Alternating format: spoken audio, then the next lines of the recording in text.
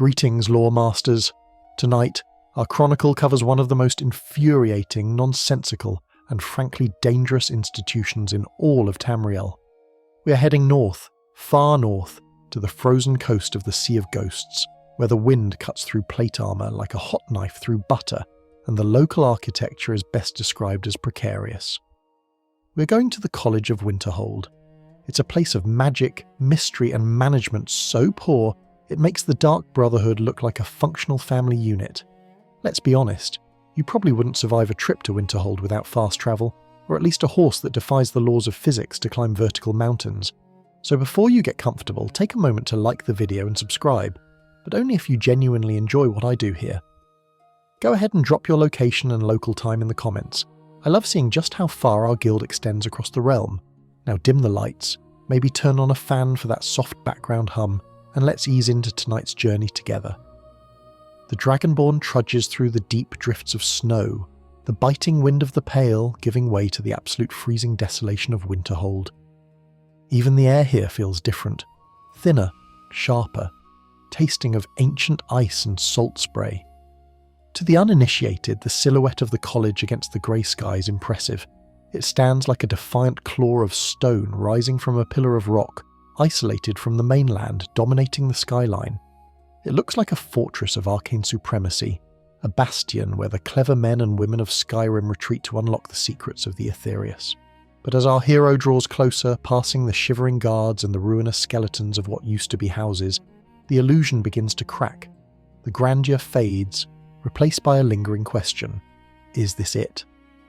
The first insult the college throws at any prospective student is the city itself, or rather, the lack of one. We are told that Winterhold was once a capital, a rival to Solitude, a jewel of the north. Now it is a sad collection of 4 buildings, if we're being generous, and an inn where the Jarl holds court because his longhouse fell into the sea. This is the legacy of the Great Collapse of 4E122, a catastrophe where the cliffs simply gave up and fell into the ocean, taking most of the city with them, and yet the college stands perfectly intact on its spire. Suspicious? The locals certainly think so. They glare at the Dragonborn as they walk past the Frozen Hearth Inn, their eyes filled with that distinct gnawed distrust for anything that sparkles or sizzles. But we aren't here to critique the town planning of the Jarls, we are here to inspect the school. And the first test of the college isn't magical aptitude, it is a test of structural confidence. The Dragonborn stands at the top of the main ramp, looking at the bridge that connects the mainland to the college proper. It is a ruin. This is the premier institution of magic in Skyrim. It houses masters of alteration who can turn skin to oak. It houses masters of restoration who can knit flesh and bone. Yet, the primary access point is a crumbling, jagged nightmare of stone with gaping holes that drop straight down into the freezing abyss of the Sea of Ghosts. There are no handrails, there are no magical barriers preventing a slip. In fact, the bridge looks less like an entry to a university and more like a trap designed to weed out the clumsy. It is an insult to the very concept of maintenance. You have to wonder, as the Dragonborn steps carefully over a gap wide enough to swallow a heavy boot, why Tolfdir or Colette Morance haven't spent a single afternoon patching this up. Are they too busy? Or is the constant threat of plummeting to one's death just part of the immersive curriculum?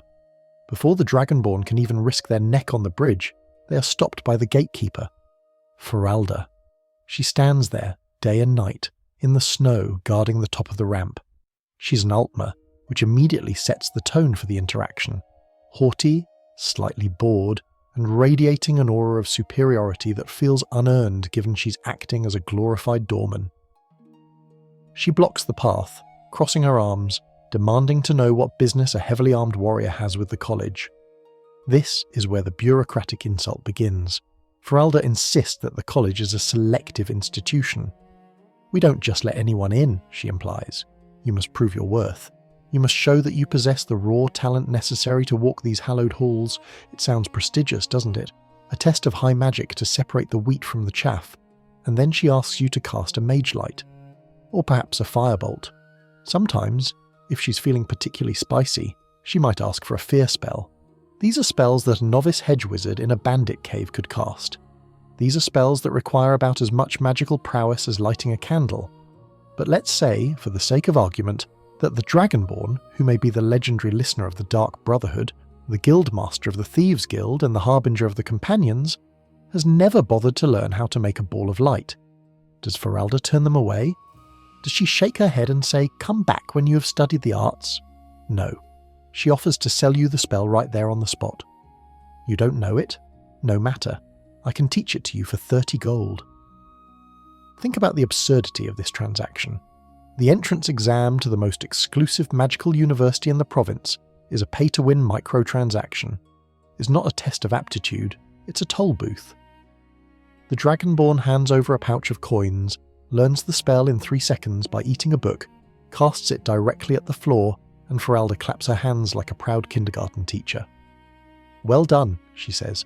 "I think you'll be a superb addition to the college." It is patronising. It devalues the entire concept of magical study before you have even stepped foot inside the gate. It sets the expectation that the College of Winterhold is not a place of learning, but a place where you show up, pay a fee, and get a pat on the head. Once past Feralda, the Dragonborn must actually cross the bridge. The wind howls here, a sound that audio designers clearly spent hours perfecting to trigger a primal get inside response in the human brain. The bridge is long, and as you walk you notice the magical focal points, these blue, glowing wells of magicka that line the path. They hum with energy. They are beautiful in a way, suggesting that there is power here. But they also highlight the contradiction. They have enough ambient magicka to keep eternal blue flames burning on a bridge that hasn't been swept in 80 years, but they can't fix the masonry. There is a fan theory, actually, that connects this neglect to the true nature of the college's leadership.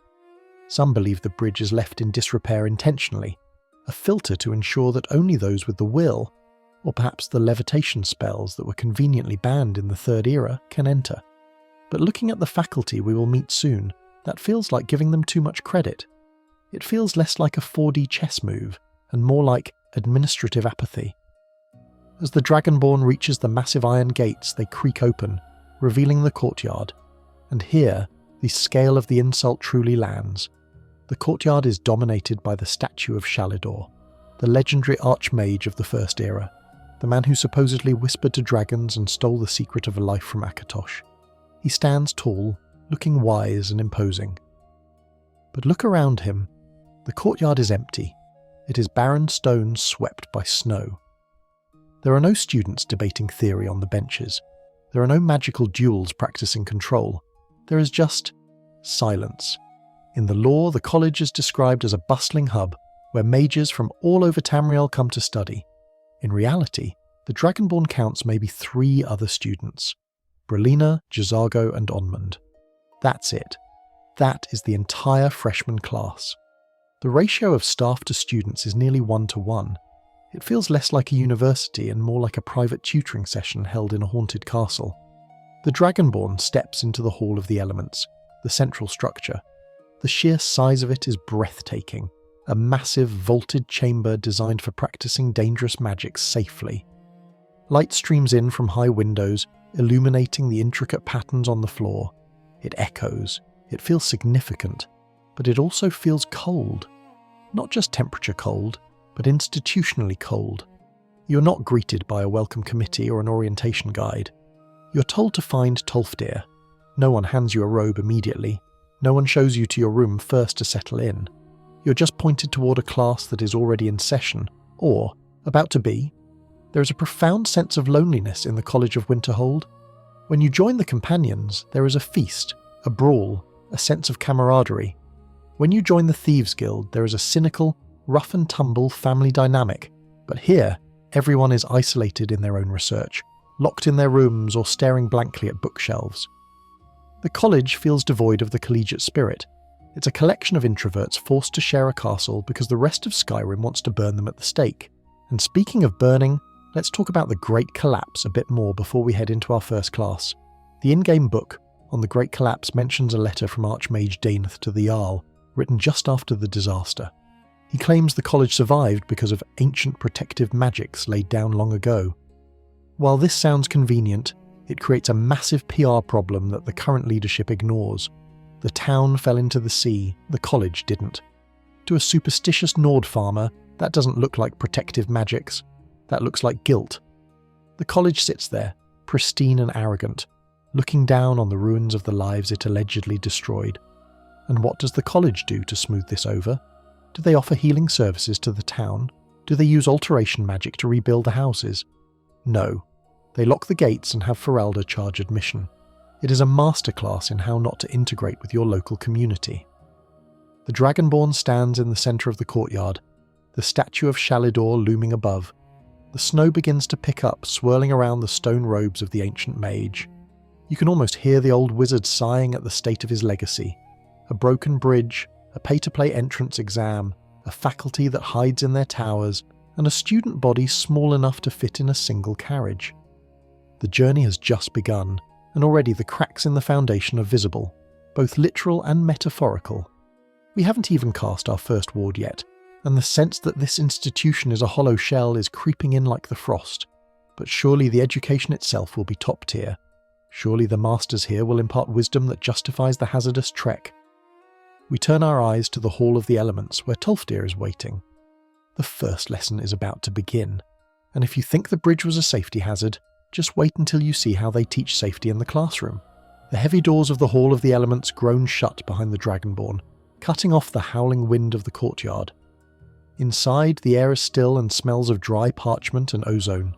This is the heart of the college, the lecture hall where the greatest minds of the era are meant to shape the next generation of spellcasters. And standing in the centre of this vast circular room is Tolfdir. Tolfdir is the quintessential grandfatherly wizard. He's old, a bit doddering, and speaks with a gentle rambling cadence that immediately puts you at ease. He's arguably the most likeable person in the entire college, mostly because he doesn't look at you like you're a walking infectious disease. But let's not mistake kindness for competence. We are here to learn magic, not to be adopted. The class gathers. It's a pitiful assembly. The Dragonborn, the eager Khajiit Jazago, the nervous Dunmer Marian, and the sceptical Nord Onmund. 4 students, that's the intake for the year. Tolfdir begins his lecture and immediately the cracks in the curriculum appear. He starts talking about safety. Magic is dangerous, he says. It's not a toy. He emphasises control, restraint, and the importance of understanding the consequences of one's actions. This sounds reasonable. It sounds responsible. It sounds exactly like the kind of safety briefing you'd get before operating a forklift. But then, the lecture takes a turn. Tolfdir is interrupted, not by a rogue summon or a magical explosion, but by the students themselves. They are bored. They whine. Jazago in particular is practically vibrating with impatience, essentially saying, less talk, more exploding. And instead of disciplining them, instead of asserting his authority as a master wizard and telling them that hubris is usually the first step toward becoming a scorch mark on the wall, Tolfdir folds. Well, he says, perhaps we can have a practical demonstration. The speed at which he abandons his lesson plan is staggering. It's the equivalent of a driving instructor saying, "Okay, I was going to teach you about seatbelts and speed limits, but since you're bored, let's just go drag racing on the highway." Tolfdir decides the best way to teach safety is to have a student stand in the middle of the room and get shot at. Specifically, he points to the Dragonborn. "You," he says, "stand over there and cast a ward spell. I'm going to throw fire at you." Let's pause and appreciate the insanity of this pedagogical method. This is the first class. For all Tolfdir knows, the Dragonborn has never cast a ward in their life. Wards in Skyrim are notoriously finicky. They drain magicka incredibly fast and shatter if they take too much damage, staggering the caster. Tolfdir, a wizard with decades of experience and a magicka pool presumably deeper than Lake Ilinalta, is going to hurl a fireball at a freshman. If the Dragonborn's magicka runs out a second too early, 3rd degree burns. If the Dragonborn fumbles the spell, burns. If the game glitches and the ward doesn't register, well, you get the idea. But the insult goes deeper than just the physical danger. It's the assumption of knowledge.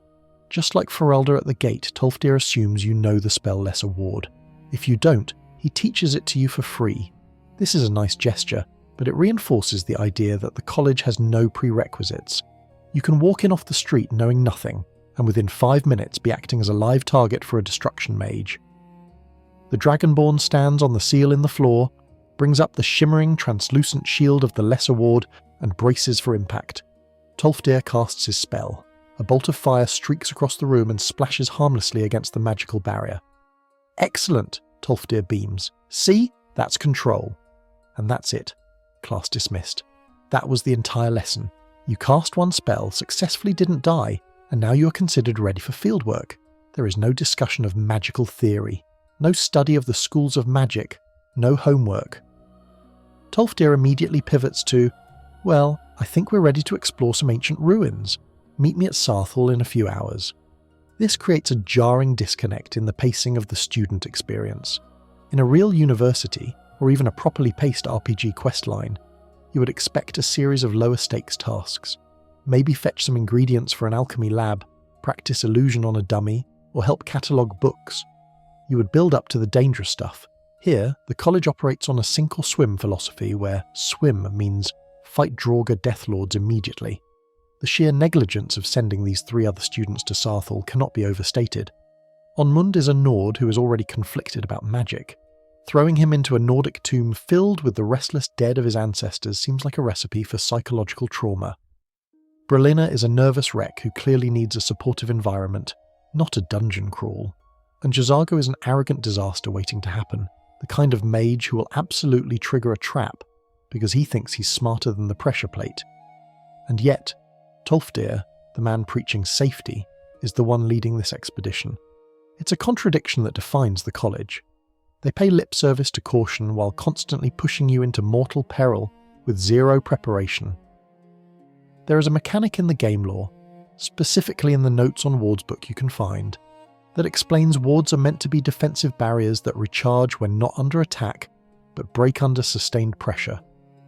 Tolfdir's lesson doesn't cover this nuance. He doesn't explain magicka management. He doesn't explain that a greater ward can block dragon breath. He just treats the spell like a toggle switch. On means safe, off means ouch.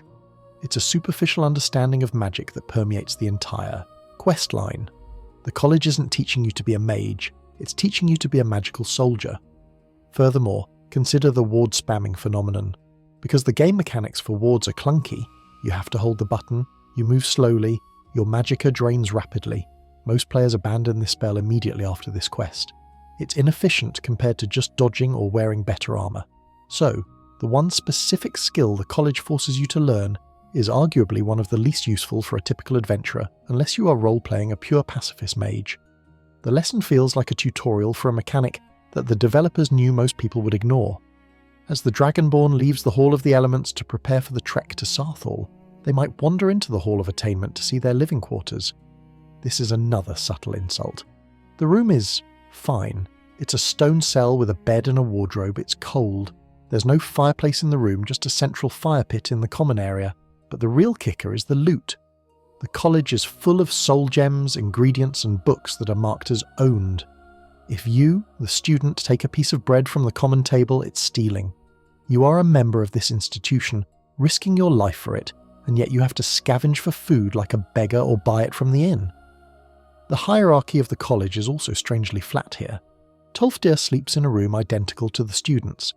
The other masters, Feralda, Finis Jester, Drevis Niloran, all share the same living space. There is no master's wing or elite quarters aside from the Arch-Mage's tower. This contributes to the feeling that the college is a failing business. It's like a startup where the CEO sleeps under his desk and the interns are expected to bring their own laptops. As the Dragonborn steps back out into the biting wind, preparing to hike to Saarthal, the absurdity of the situation settles in. You have been a student for approximately 15 minutes. You have attended one lecture that lasted 30 seconds. You have learned one spell that you will likely never use again, and now you are being deployed to an archaeological dig site that is notoriously dangerous. The sun is setting over the frozen sea, casting long, jagged shadows across the snow. The journey to Saarthal is not a short walk. It involves traversing wolf-infested tundra and icy slopes. There is no chaperone for the journey itself. Tolfdir just says, "Meet me there." If Onmund gets eaten by a snowy saber cat on the way, does he get an F? Does Tolfdir send a letter to his parents? "Dear Mr. and Mrs. Onmund, your son failed his first semester due to being digested. Best regards, the college." It's laughable. It's reckless. And it's the perfect setup for what awaits us in the ancient ruins. Because if you thought a fireball to the face was a harsh lesson, just wait until you see what the ancient Nords buried under the ice. The field trip from hell is about to begin, and the college's incompetence is about to go from negligent to catastrophic. The Dragonborn arrives at Saarthal winded and freezing, having likely fought off 2 wolves and a hawker just to get to the front door. The rest of the class is already there, shivering in the snow. Tolfdir, looking unbothered by the sub-zero temperatures, waves everyone in. Saarthal is one of the oldest Nordic settlements in Skyrim, the site of the infamous Night of Tears where the snow elves slaughtered the early human settlers. It is a mass grave. It is a place of immense historical tragedy and dark magic, and Tolfdir treats it like a petting zoo. "Stay close," he says, leading the group into the dark, musty interior. "And don't touch anything dangerous. Remember that safety lecture from an hour ago? The one about control and caution?" It immediately flies out the window. Tolfdir's idea of a structured field trip is to tell the students to split up and start rummaging through the rubble for enchanted items. He effectively turns his students into unpaid interns doing loot runs. "Arniel Gain needs some artifacts to study," he says. "Go find some." So, the Dragonborn wanders off alone. This is the first red flag. In any horror movie, splitting up is the death sentence. In a magical academy, sending a novice off alone into an unmapped section of a crypt filled with the restless dead is practically an assassination attempt. The Dragonborn finds an amulet hanging on a wall. It's the Saarthal amulet. It looks important. The moment you take it, trap bars slam down, locking you in a small alcove. This is the insult of competence rearing its head again. You are trapped not by a complex magical ward or a riddle, but by a mechanical pressure plate. Tolfdir wanders over to the bars, looks at you like a disappointed parent who just watched their toddler get their head stuck in a banister, and says, "Well, that's unfortunate. Can you get out?" "No, Tolfdir. The iron bars are solid. That is the point of a trap." But then, the game shifts gears so violently it practically gives you whiplash. The room goes blurry, time stops, a figure appears, a spectral golden-robed elf. This is Nerian of the Psijic Order. We'll talk more about his useless fraternity later, but for now, focus on what happens. He delivers a message of doom. Danger is coming. You must act. The eye is opening. Then he vanishes. The trap bars don't open. Instead, Tolfdir shouts, "Use the amulet. Cast a spell at the wall." Wait. Pause. The solution to escaping this ancient trap is to blast the wall with magic while wearing the jewellery you just stole? How does Tolfdir know this? He doesn't. He's guessing. The Dragonborn blast the wall, it crumbles, and suddenly, the archaeological dig turns into a tomb raid. The path forward reveals a massive cavernous room, and there, floating in the centre, is the orb, the Eye of Magnus. Let's contextualise this. We are maybe 2 hours into the questline. We have attended 1 class. We are barely qualified to cast a mage light, and we have just stumbled upon an artifact of Adric origin, a battery of infinite magical energy that is capable of unmaking reality. This is like a first-year geology student going on a field trip to a local quarry and stumbling upon a fully functional nuclear warhead from an alien civilization. The pacing here is the insult. It destroys any sense of progression. In the Mages Guild of Oblivion, you had to get recommendations from every city guild hall before you were even allowed into the Arcane University. You had to prove you were not a liability. Here, you find the MacGuffin to end all MacGuffins on your first outing. It removes the mystery. It tells the player, you are the chosen one, even here, in school. It doesn't allow you to just be a student learning the ropes. It immediately thrusts the weight of the world onto your shoulders. Tolfdir's reaction to the Eye of Magnus is a mix of awe and terrifying naivety. "This is remarkable," he gasps. He doesn't say, "This is radiating dangerous levels of magicka. We should evacuate and call the council." He says, "Let's poke it." But before we can poke it too much, we have to fight through the rest of the dungeon, and here is where the safety of the other students becomes a joke. While the Dragonborn and Tolfdir push forward, what happens to Jazago, Brelina and Onmund? They stay behind. "You two go ahead," implies the game. "We'll just wait here in the drafty entrance hall while you fight Draugr Deathlords." It protects them from death, sure, but it also highlights how irrelevant they are. They aren't your peers, they are set dressing. The dungeon crawl through Saarthal is standard Skyrim fare, Draugr, traps, puzzles, but it culminates in the boss fight against Jirik Galderson. Now, loreheads know that Jirik is one of the three brothers from the Forbidden Legend quest, a powerful ancient villain in his own right. He's invulnerable. You can hit him with your best spells, whack him with a warhammer, shout at him. Nothing works. He's shielded by the power of the Eye. This should be a moment where Tolfdir shines. This is the Master Wizard, the expert in alteration, the school of shields and wards. He should step up, cast a counterspell, and duel Jirik while you handle the minions. Instead, Tolfdir runs around like a headless chicken for a minute, shouting, "I'm draining his power," while you run in circles trying not to die. Eventually, Tolfdir disconnects Jirik from the orb, making him vulnerable. You kill him. Tolfdir breathes a sigh of relief, and then the true absurdity of the situation lands. We are standing in front of a giant spinning glowing orb covered in indecipherable runes. It is humming with power that makes the air vibrate. And Tolfdir says, "You should go back to the college and tell the Arch-Mage." He sends the intern. "I'll stay here and study it," Tolfdir says. Think about the chain of command here. Tolfdir has found the discovery of the Millennium. Instead of teleporting back or sending a magical message or guarding it with his life, he sends the new guy, who has been a member of the college for less than a day, to walk all the way back to Winterhold to deliver a verbal message. "Hey boss, we found a big ball." It feels like busy work. It feels like the game designers needed a reason to get you out of the room so the next script could trigger. It diminishes the gravity of the find. If this object is so dangerous that the Psijic Order stopped time to warn you about it, maybe don't treat it like a mild curiosity that can wait until the morning staff meeting. The trek back to the college is lonely. The excitement of the discovery fades into the tedious reality of travel. You arrive at the Arch-Mage's quarters to deliver the news, and this is where we meet Savos Aren.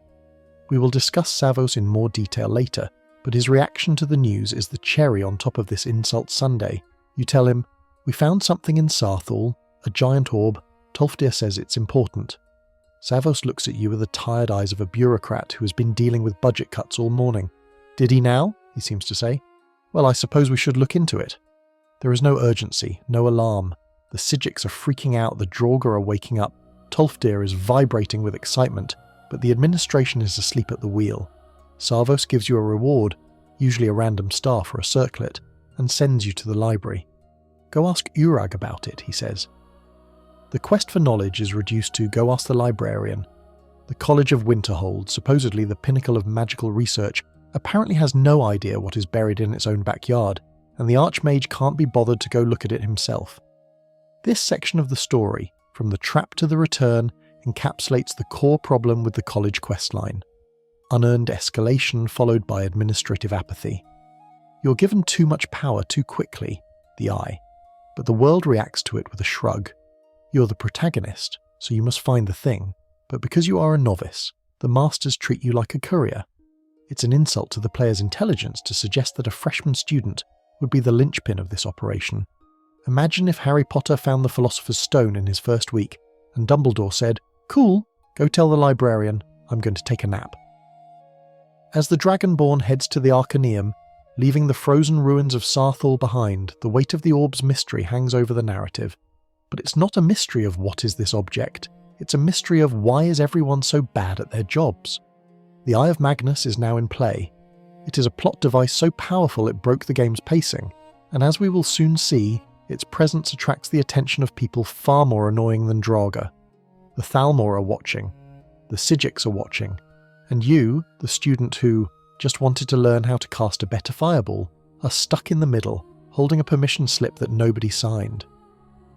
The education is over, the crisis management has begun, and the college is woefully, laughably unprepared for what comes next. The Dragonborn stands in the Arch-Mage's quarters, a circular room that smells of lavender and old dust. The lighting is warm, the atmosphere is scholarly, and the tension is thick enough to cut with a bound sword. We are here to report on the discovery of the Eye of Magnus, but we have walked into a domestic dispute. Ancano, the Thalmor advisor, a title that essentially means resident spy and professional nuisance, is berating Arch-Mage Savos Aren. Ancano is demanding access. Savos is deflecting with the energy of a man who just wants to go back to sleep. It's a boring administrative argument, and then reality blinks. The colour drains from the world. The sound of the wind outside, the crackle of the fire, the droning voice of Ancano, it all ceases. Everything is suspended in a monochrome stillness. The air thickens, turning into a gel that holds dust motes in place. Enter Quaranir. He's a member of the Psijic Order. He wears robes of striking yellow and gold, a sharp contrast to the grey and blue tones of Skyrim. He steps out of thin air, looking at the frozen form of Ancano with mild disdain, and then he speaks to you. "We have stopped time," he effectively says, "to tell you that we cannot interfere." Let's sit with that statement for a moment. This is the fourth major insult of the College Questline, the paradox of the Psijic Order. The Psijic Order is the oldest monastic order in Tamriel. They predate the Mages Guild. They are the masters of mysticism, the old ways. They are so powerful that they literally removed their home island, Artaeum, from the world map just to avoid dealing with politics. They are the magical equivalent of the Jedi Council, if the Jedi Council decided to hide in a pocket dimension and only come out to give vague, unhelpful advice. Quaranir tells you that the Eye of Magnus is dangerous. He tells you that the world is at risk. He tells you that you, the Dragonborn, have the ability to set things right. And then he says, we cannot be seen to interfere. Quaranir, my friend, you just froze time inside the Arch-Mage's private quarters to have a secret conversation while standing 3 feet away from a Thalmor agent. You are interfering. You are interfering so much. This interaction highlights the maddening philosophy of the Psijics. They operate on the belief that power should not be used, lest it corrupt the user or the world. It's a noble sentiment on paper. It is the philosophy of the old ways, which emphasizes the spiritual force of the ancestors and the natural laws of nature over raw spellcasting. But in practice, it makes them look like the most useless lifeguards in history. Imagine drowning in a pool, and a lifeguard freezes the water, walks out to you on top of the ice and says, "I cannot pull you out, for that would rob you of the experience of swimming, but know this, drowning is bad." Then he unfreezes the water and walks away. That is the Psijic Order. Quaranir explains that the eye is too powerful for the world to handle. He implies that the College, and specifically Ancano, cannot be trusted with it. This is objectively true. We have already established that the College is run by people who think poking it is a valid scientific method. But instead of taking the eye away now, or putting a shield around it, or giving the Dragonborn a weapon to contain it, Quaranir essentially assigns you a homework project. Go find the Augur of Dunlain, he suggests later, or go find the Staff of Magnus. He outsources the apocalypse prevention to a student. Lore-wise, the Psijics are fascinating. They are responsible for training some of the greatest minds in history, including Vanus Galerian, founder of the Mages Guild, and Manamako, the King of Worms. Yes, the guy who tried to become a god and enslave all of humanity to necromancy was a Psijic dropout. You would think, given that track record, the Order would be a bit more hands-on when a world-ending threat appears. You would think they would say, "Okay, we messed up with Manamako, let's not let the Eye of Magnus blow up the planet." But no, they adhere to their code of non-intervention, with a stubbornness that borders on negligence. This brings us to a popular fan theory regarding the Psijics in Skyrim. Many believe that the Order isn't actually good in the traditional sense. They are cosmic janitors. They don't care about the lives of the people in Winterhold. They don't care if the Dragonborn lives or dies. They only care about the structural integrity of the Orbis, the universe. If the Dragonborn fails and Winterhold explodes, that's a tragedy. If the Eye of Magnus unravels the fabric of time, that's a paperwork nightmare for Artaeum. They intervene only enough to protect the container of reality, not the contents. This makes their guidance feel cold and transactional. Quaranir looks at you not as a hero but as a tool, a wrench to tighten a bolt. Once the bolt is tight, he will put the wrench back in the toolbox, or in this case, leave you in a frozen wasteland. The visual language of this scene is also designed to make you feel small. Quaranir is tall, poised, and glowing with a subtle rim light. He speaks slowly, enunciating every word like he's talking to a child. The time stop effect is one of the few truly impressive magical feats we witness in the entire questline, and we can't learn it. The Dragonborn can shout slow time, but we can't freeze a room, filter the colours and have a chat. It's a display of superiority.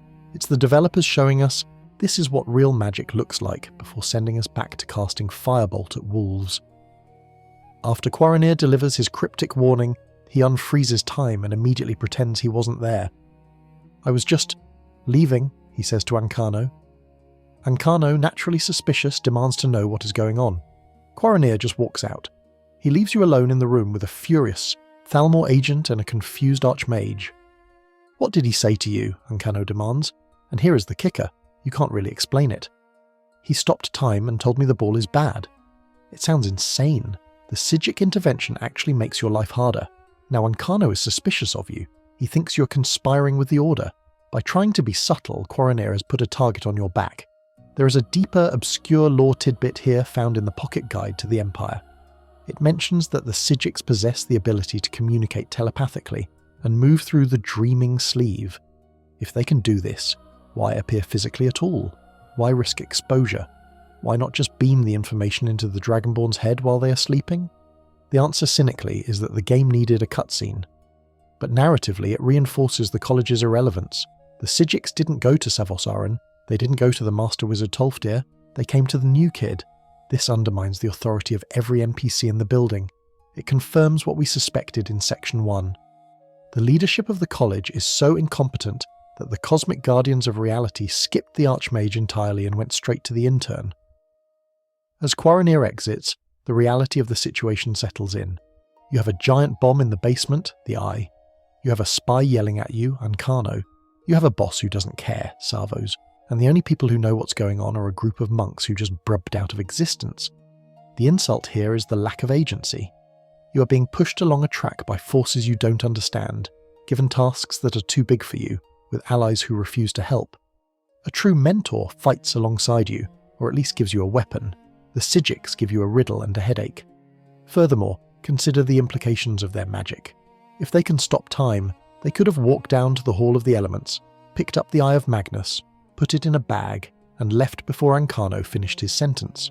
The entire crisis could have been solved in 0 seconds.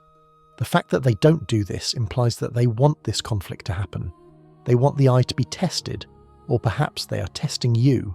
It's a test you didn't study for, in a class you didn't sign up for. The Dragonborn leaves the Arch-Mage's quarters, leaving Savos and Ancano to their bickering. The mission is clear, even if the logic isn't. We need to find out more about this Eye. We need to dig deeper. And since the Psijics won't tell us how and Savos doesn't know what, we are forced to rely on the only competent person left in the castle, or rather, the only person who pretends to be competent, the Librarian. We are heading to the Arcaneum. If the Psijic Order represents the insult of vague power, Urag Groshub represents the insult of aggressive bureaucracy. We are about to trade a time-stopping monk for an orc who threatens to tear our arms off if we dog-ear a page, and honestly, the orc might be more helpful. The Dragonborn descends the spiral staircase from the Arch-Mage's quarters, leaving behind the confused silence of Savos Aren, and pushes open the heavy wooden doors to the Arcaneum. If the Hall of the Elements is the body of the college, and the Arch-Mage's tower is the head, albeit a sleepy one, then the Arcaneum is the memory. It is a circular library, lined with shelves that stretch up into the gloom. The smell here is distinct. Old paper, leather binding, dust, and the faint metallic scent of ink. It is quiet, a respectful, heavy silence that demands you lower your voice. And guarding this silence is Urag Groshub. Urag is an orc. In the world of Tamriel, orcs are typically associated with smithing, heavy armour and berserker rage. Finding one running a library is a deliberate subversion of the trope, a fantastic bit of character design that suggests the college values merit over stereotypes. He looks up from his desk as you approach, his eyes narrowing. He doesn't offer a greeting, he offers a threat. "I don't care if you wrote the Ogma Infinium yourself," he grumbles. "If you abuse my books, I will summon an Atronach to tear you apart." Welcome to the academic heart of Winterhold. The librarian isn't here to help you find sources, he's here to act as a bouncer for paper. Urag is, arguably, the most competent person in the entire institution. He knows exactly what he has, he knows exactly where it is, and he cares deeply about the preservation of knowledge. However, his method of helping the Dragonborn is where the insult lies. You explain the situation, the Eye of Magnus, the Psijic warning, the need for information on ancient magical artifacts. Urag nods. He knows the texts you need. Night of Tears, The Last King of the Aelids, Glories and Laments. These are rare foundational texts that could shed light on the orb. But I don't have them, he says flatly. Why? Because they were stolen. A former apprentice named Orthorn stole them and ran off to Felglow Keep to join a group of rogue mages. Now, pause for a moment. Orthorn didn't just steal a few paperbacks, he stole critical, irreplaceable tomes from the library of the College of Winterhold. And what did the college do? Nothing. They let him go. They didn't send a retrieval team. They didn't send Tolfdir to politely ask for them back. They didn't send Urag to crush Orthorn's skull with a warhammer of expulsion. They just let the books go. Until you showed up. If you want the information, Urag says, you'll have to get the books back. This is the fetch quest masquerading as scholarship. In a real academic setting, research involves reading, cross-referencing and hypothesizing.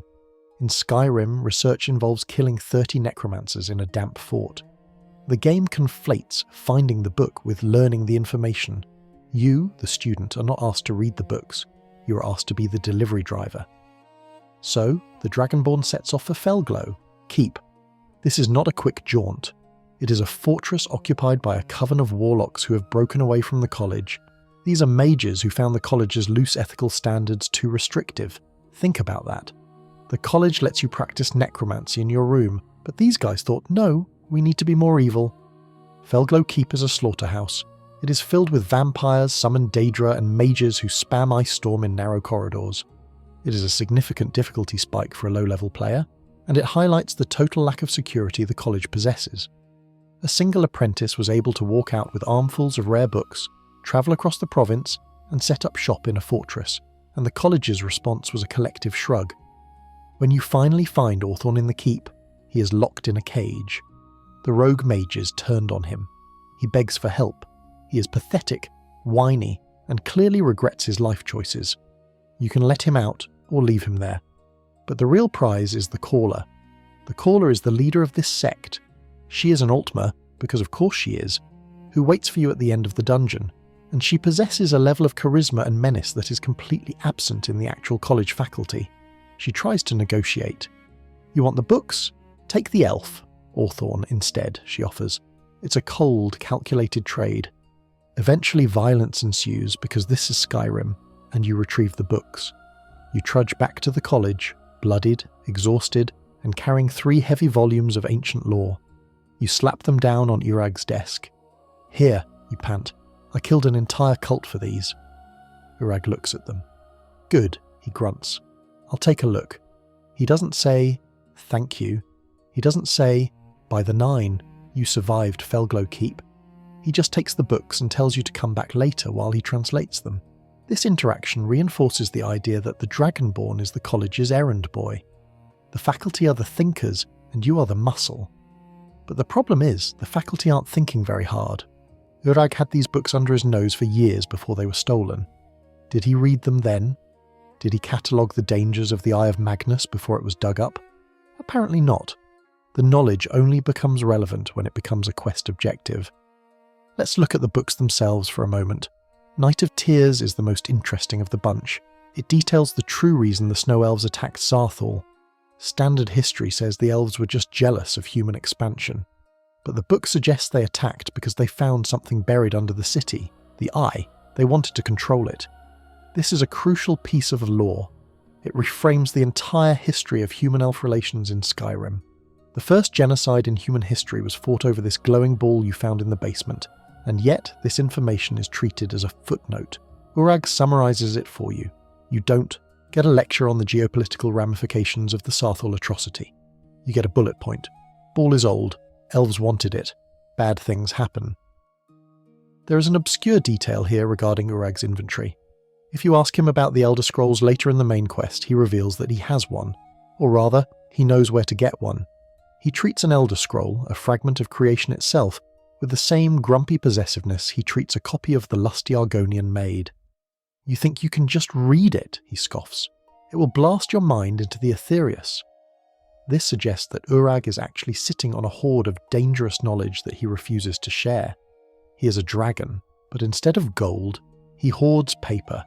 He's the gatekeeper of the college's true power. While Savos Aren wanders around in a daze and Tolfdir plays with fire, Urag is the one actually maintaining the library's integrity. But because he is so passive, so unwilling to leave his desk, that integrity is useless to the world. A library that no one can use is just a warehouse for dead trees.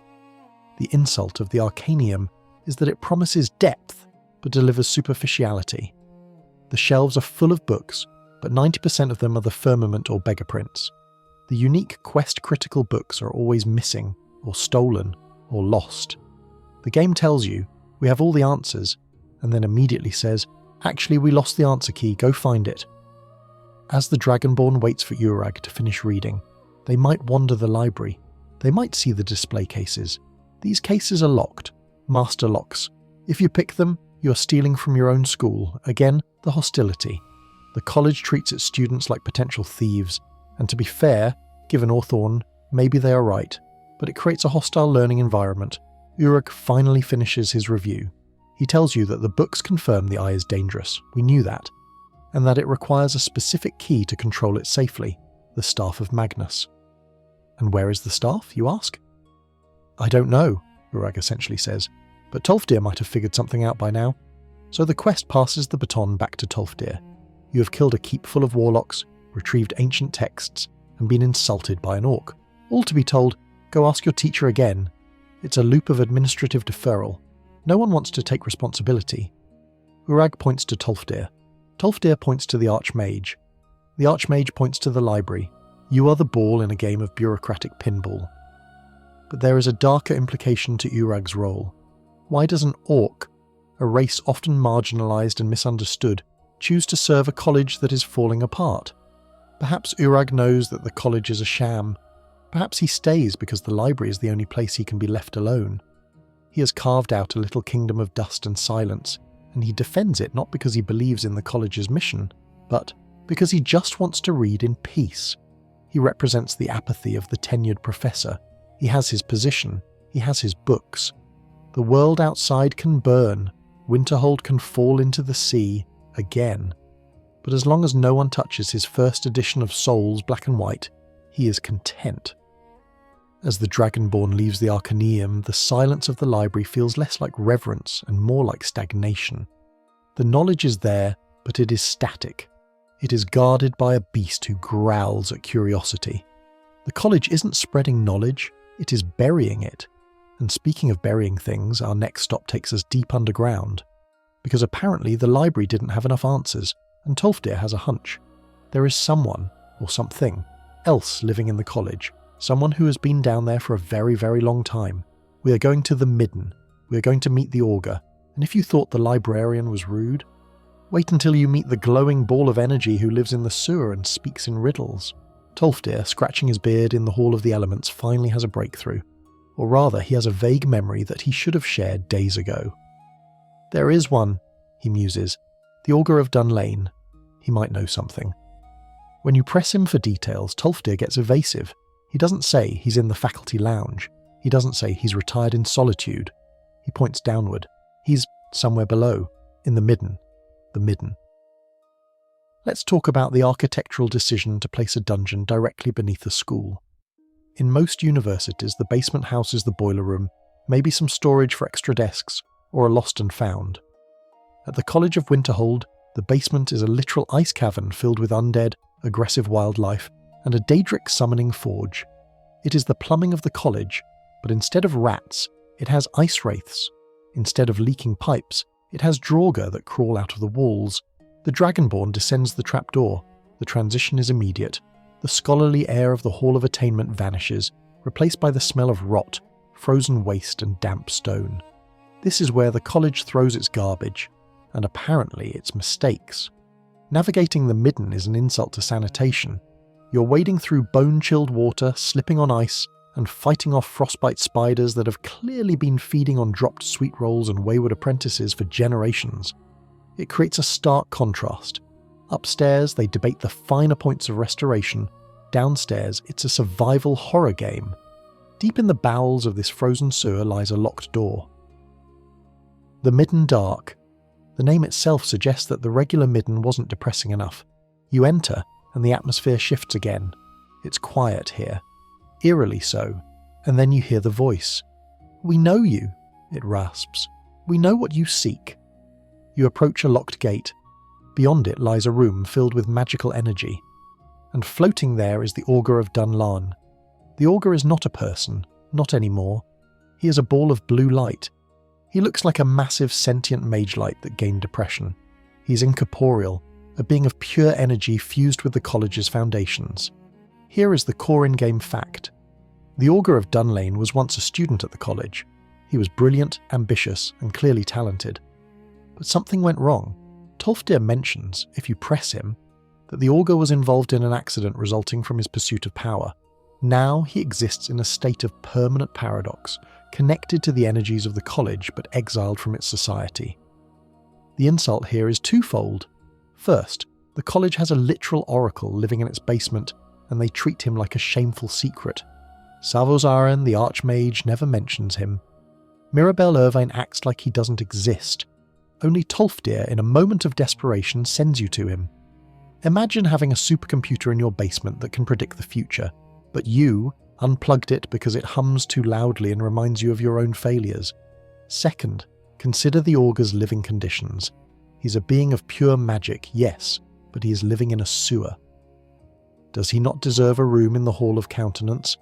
Could they not put him in a nice display case in the Arcaneum? No, they shoved him into the midden dark behind a locked door surrounded by skeletons.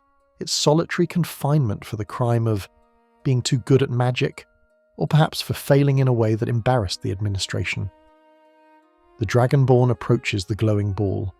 I need to know about the Eye of Magnus, you say. The Augur responds with the classic cryptic nonsense of high fantasy prophets. The eye. You cannot see it, but you look upon it. He speaks in riddles. He talks about how knowledge will corrupt and how your path is dangerous. Then he decides to test you. Prove you are worthy, the Augur says. The test is baffling. The doors lock. The Augur does not attack you. Instead, he summons ghosts. Ghosts of former students, ghosts of your own failures. It's unclear. But the objective isn't to defeat them. The objective is to survive. Survive what, you might ask? Just survive. For a minute or so, your magicka is drained, and you're assaulted by spectral shades. You just have to stand there and not die. This mechanic is strange. In a game about power fantasy, the Augur's test is a test of endurance. It suggests that the true quality of a mage isn't how big their fireball is, but how much punishment they can take. It's a valid lesson, perhaps the first real lesson we've had, but it's delivered by a flashlight in a dungeon. Once you survive the minute of hazing, the Augur is satisfied. You have prevailed, he says, sounding almost disappointed. He then gives you the information you came for. But he doesn't give you the Staff of Magnus. He doesn't tell you where it is. He tells you who knows where it is. The Staff of Magnus. Look to the Synod. The Synod, the Imperial Mages, specifically a group of them currently exploring the Dwemer ruin of Mzulft. So let's recap the chain of information. The Psijics told you the eye is dangerous. Urag told you the eye needs the staff. The Augur tells you the Synod knows where the staff is. You're 3 layers deep in a fetch quest, and you still haven't done anything to actually solve the problem. You're just collecting leads.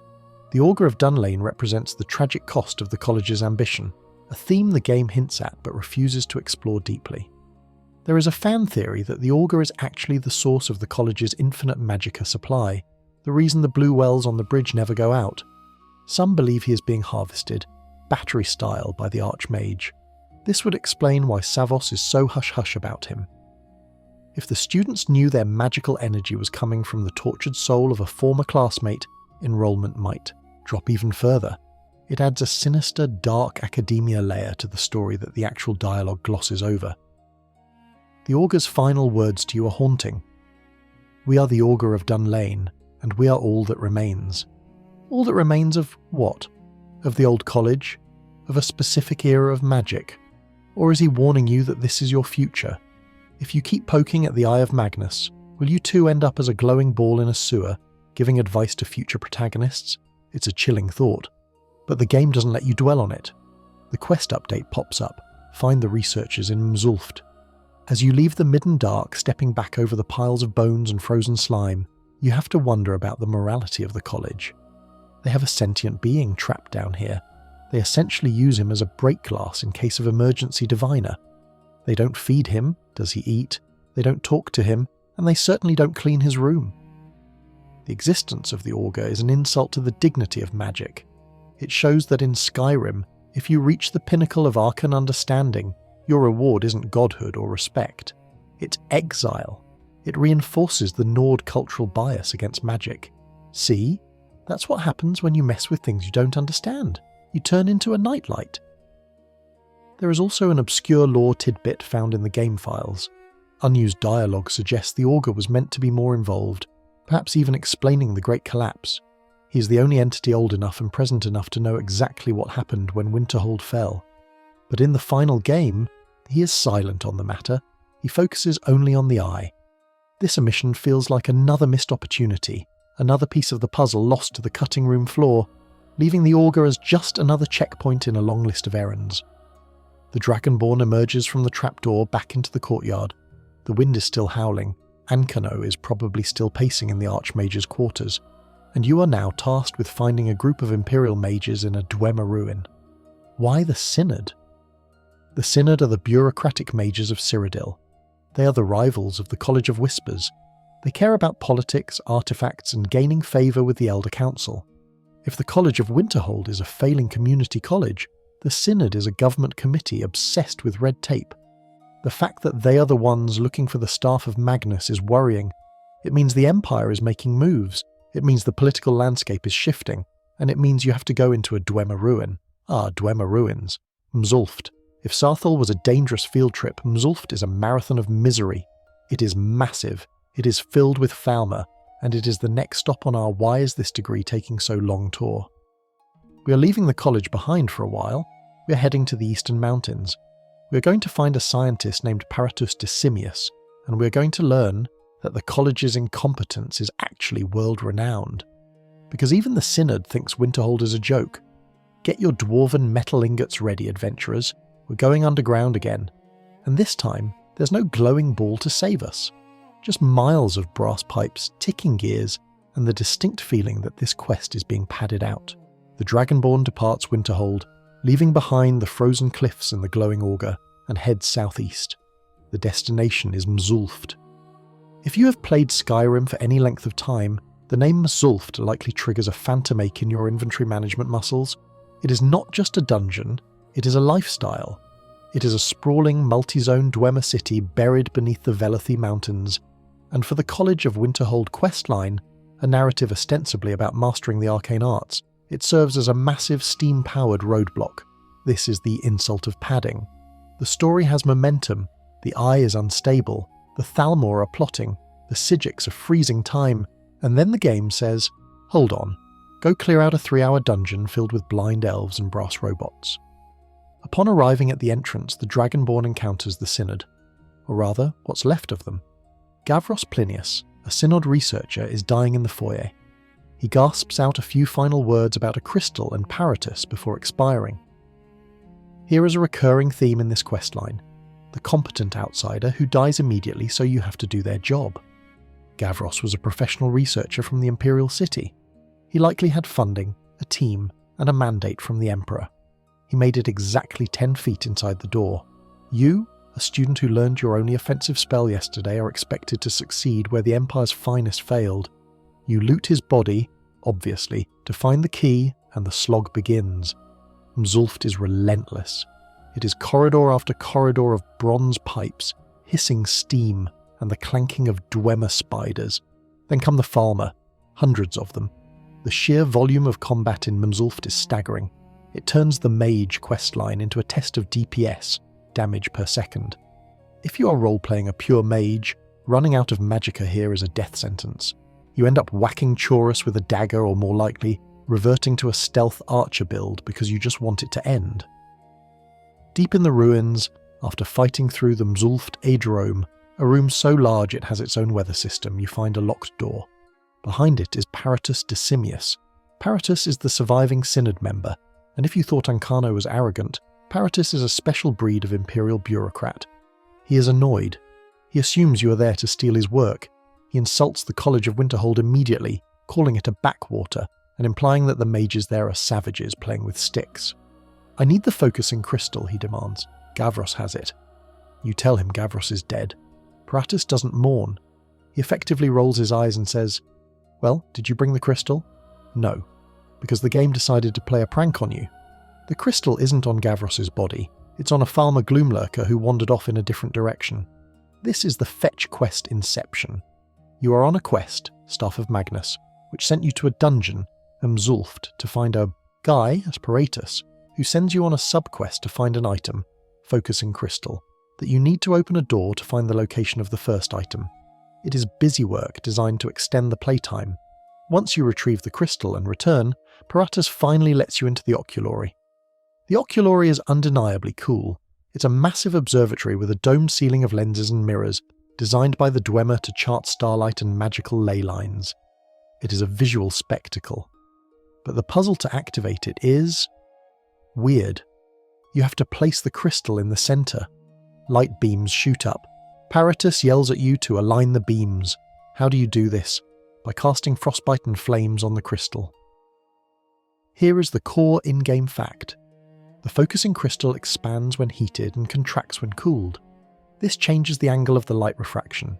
It's a clever use of the Destruction School mechanics, but it's also the only time in the entire dungeon where being a mage matters. For the last 2 hours you could have been a barbarian with a battle axe. Only now, at the very end, you need to cast a spell. And even then, there are spell tomes for frostbite and flames sitting on a nearby table, just in case you somehow made it this far without them. The game refuses to require you to be prepared. Once the beams are aligned, the map is projected onto the wall. It shows the magical hotspots of Skyrim, and here is the reveal. There are 2 massive sources of energy. One is at the College of Winterhold, the Eye. Paratus is shocked. "What are you hiding up there?" he demands. "It's blazing like a sun!" The second source is in Labyrinthian. Labyrinthian, Paratus muses. The Staff of Magnus must be there. So we finally have a location, but let's unpack the interaction with Paratus a bit more. He reveals an obscure lore tidbit about the state of magic in the Empire. The Synod and the College of Whispers are locked in a bitter political struggle in Cyrodiil. They aren't researching magic for the sake of knowledge. They are researching it to hoard power and curry favour with the Elder Council. Paratus admits the Synod came to Skyrim not to help, but because they detected a massive magical anomaly and wanted to claim it before their rivals did. This recontextualises the College of Winterhold. Yes, Winterhold is incompetent and falling apart, but at least they are independent. The alternative, the imperial institutions, are corrupt political machines. It makes you appreciate Savos Aren's laissez-faire attitude a tiny bit more. At least Savos isn't trying to tax your mana pool. However, Paratus' detection of the Eye highlights the college's failure again. The Synod, sitting in a Dwemer ruin miles away, detected the Eye's power using a machine. The college, sitting on top of the Eye, still has no idea what it does. Paratus basically tells you, you people are sitting on a nuclear reactor and using it to warm your tea. He accuses you of hoarding the Eye. The council will hear of this, he threatens. You leave Paratus there. He doesn't come with you. He doesn't help you fight your way out. He stays in the Oculary, presumably to write a very angry letter to his supervisor. You have to backtrack out of the ruin, or use the convenient backdoor exit, and fast travel back to Winterhold. The journey to Mzulft feels like a narrative detour. It establishes that the staff is in Labyrinthian, but couldn't the Augur just have told us that? The staff is in Labyrinthian. Boom. Done. We skip the 3-hour dungeon. The community debate regarding Mzulft is fierce. Many players cite it as the lowest point of the college questline. It's too long, too disconnected from the wizard fantasy, fighting robots instead of mages, and the payoff, a map marker, feels underwhelming. It's the filler episode of the season, but as the Dragonborn returns to Winterhold, the filler is abruptly over. The pacing's about to snap from slow crawl to frantic sprint. Because while we were playing with steam valves and fighting Thalmor, Ancano was busy. The safety of the college was always an illusion, but now that illusion is shattering. The Dragonborn arrives back at the college to find the situation has escalated. You don't just walk into the Hall of the Elements this time, you are stopped. The game world has changed. The insult of Mzulft is that it wasted your time while the real plot was happening at home. You were sent away to find a stick, and while you were gone, the villain made his move. It makes the Dragonborn feel reactive, always one step behind, cleaning up messes rather than preventing them. We are about to walk into a disaster. Savos Aren is about to have his final performance review, and the barrier around the Hall of the Elements is shimmering with a power that definitely isn't on the approved curriculum. The Dragonborn returns to Winterhold, shaking the Dwemer dust from their boots and trying to forget the sound of Thalmor shrieking in the dark. The journey back is usually a moment of respite in Skyrim, a chance to sell loot, craft potions and maybe sleep in a bed that isn't made of stone. But as you cross the bridge passing the blue mana wells, the music changes. The ambient wind is replaced by a low, throbbing hum. The college is vibrating. We are entering the phase of the story I like to call the inevitable betrayal. If you have played any RPG ever, you knew Ancano was the villain the moment you saw him. He wears black and gold robes, he sneers, he hangs around the Arch-Mage's quarters looking over people's shoulders. He literally introduces himself by saying, "I am Ancano, Thalmor advisor," and you will do well to remember that. He is the personification of a red flag. The insult here isn't that there is a villain, it's that the game expects us to be surprised. The writers didn't even attempt to twist. They didn't make Tolfdir the secret antagonist, which would have been heartbreaking. They didn't make the Augur of Dunlain the mastermind. They pointed at the rude elf and said, "It's him, it's definitely him." Upon entering the Hall of the Elements, you find Arch-Mage Savos Aren and Mirabelle Irvine standing outside the inner gate. They are frantic. The gate is sealed by a magical barrier, a swirling wall of energy that looks suspiciously like the one Ancano was probably practicing while everyone else was asleep. "It's Ancano!" Mirabelle shouts. "He's in there doing something! Doing something!" That is the level of tactical analysis we are working with. Savos Aren, in a rare display of proactive leadership, decides to break down the door. "Help me take it down!" he yells. The three of you blast the barrier with magic. It shatters. And there, in the centre of the room, is Ancano. He's channeling a stream of green lightning into the Eye of Magnus. The eye is spinning wildly, opening up like a mechanical flower to reveal the blinding core within. This is the core in-game fact of the scene. The Eye of Magnus is reacting to Ancano's magic not by absorbing it, but by reflecting it. The room is saturated with raw magicka. Ancano isn't just using the eye, he's forcing it open. He looks manic, he shouts, "I have the power to unmake the world at my fingertips." Unmake the world. Remember that phrase. It's important. Savos Aren steps forward. "Ancano, stop! You don't know what you're doing!" Ancano doesn't stop. He doesn't monologue about his tragic backstory. He just keeps blasting. Savos tries to cast a suppression spell approaching the eye. Then the screen goes white. A massive explosion of magical force knocks everyone backward. The Dragonborn blacks out. When you wake up, the room is hazy. Mirabelle is slumped against a pillar, coughing. "I'm fine," she lies. But Savos was thrown back. I think he was blown clear out into the courtyard. Let's pause the narrative here to dissect Ancano as an antagonist. He is, frankly, lazy writing. In a game full of nuanced conflicts, the civil war has valid points on both sides. The Paarthurnax dilemma divides the community to this day. Ancano is a cartoon character. He is evil with a capital E. He has no redeeming qualities, no understandable motivation beyond "I want power." But why does he want power? This brings us to a fascinating, obscure lore tidbit that saves Ancano from being completely two-dimensional, though the game rarely explicitly states it. It relates to the Thalmor's ultimate metaphysical goal. According to out-of-game texts and deep lore analysis, specifically referencing Michael Kirkbride's writings on the Towers, the High Elves believed that the creation of the mortal world, Mundus, was a trick that trapped them in physical forms, cutting them off from their divinity. Their goal is to deactivate the towers that hold reality together, Red Mountain, the White Gold Tower, the throat of the world, so that existence will unravel and they can return to being immortal spirits. When Ancano says he wants to unmake the world, he might mean it literally. He isn't trying to conquer Skyrim, he's trying to delete the save file of the universe. The Eye of Magnus, an artifact of the god of magic, is the perfect tool to destabilize the Snow Tower, Skyrim itself. If the game had explained this, if Ancano had given a speech about the pain of mortality and the prison of flesh, he would have been a sympathetic, albeit terrifying villain. Instead, he just comes across as a power-hungry jerk who skipped the lab safety seminar. The insult is the wasted potential. We have a villain with a motivation rooted in the deepest cosmology of the Elder Scrolls, and he's presented as a generic bad guy who wants to shoot green lightning. Back in the Hall of the Elements, the situation is dire. Mirabelle tells you to find Savos. I need to stay here and keep this contained, she says, staring at the eye, which is now spawning magical anomalies. We step out into the courtyard. The weather has changed. It is no longer just snowing. The sky is a vortex of unnatural colours. And there, lying in the snow near the statue of Shalidor, is Savos Aren. He is dead. The Arch-Mage of the College of Winterhold, the leader of the institution, killed in a cutscene that we didn't even really get to see. He was blown clear of the room. It feels anticlimactic. There was no duel. There was no epic struggle where Savos held the line to buy you time. He just walked up to the ball, got blasted, and ragdolled into the courtyard. The community debate around this moment is heated. Many players feel Savos was done dirty. He is presented as a powerful ancient elf. He mentions remembering things from hundreds of years ago, yet he goes down in one hit.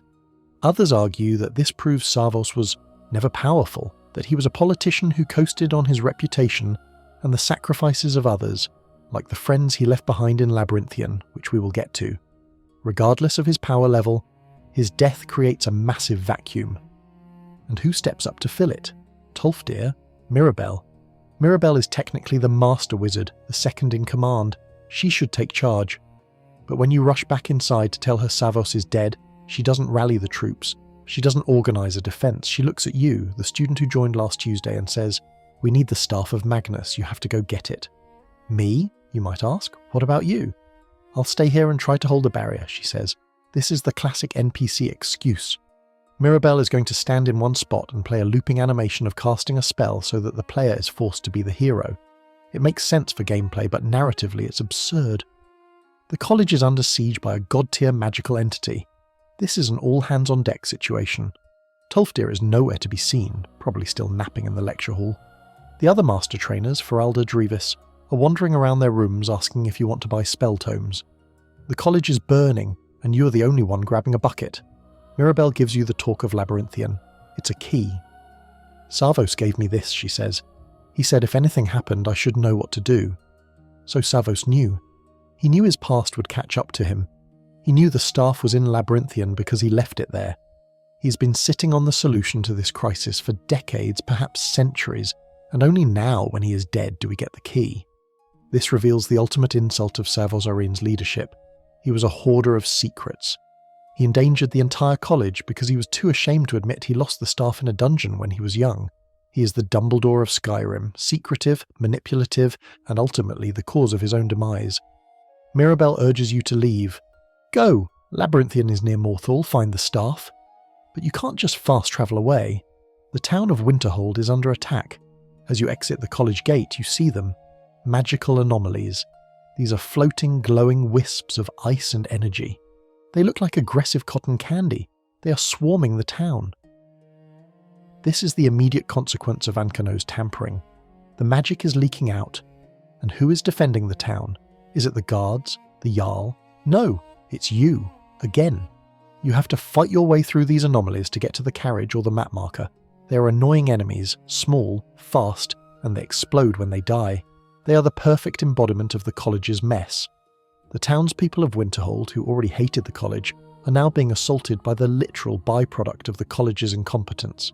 See? You can imagine Jarl Courier shouting from his destroyed inn. I told you they were dangerous. And he's right. The college is an insult to the town. They sit in their tower, unleash demons, and then send a student to clean it up. The Dragonborn stands at the edge of the frozen cliffs, looking back at the college. The spire is wreathed in chaotic light. The Arch-Mage is dead in the snow. The villain is locked in the control room, and the only hope is a staff hidden in a ruin that everyone is afraid to talk about. The Thalmor plot was executed with the grace of a sledgehammer, but it worked. Ancano won. He has the eye, he has the castle, and you are effectively expelled, sent on a suicide mission to a place called Labyrinthian. The name itself is a warning.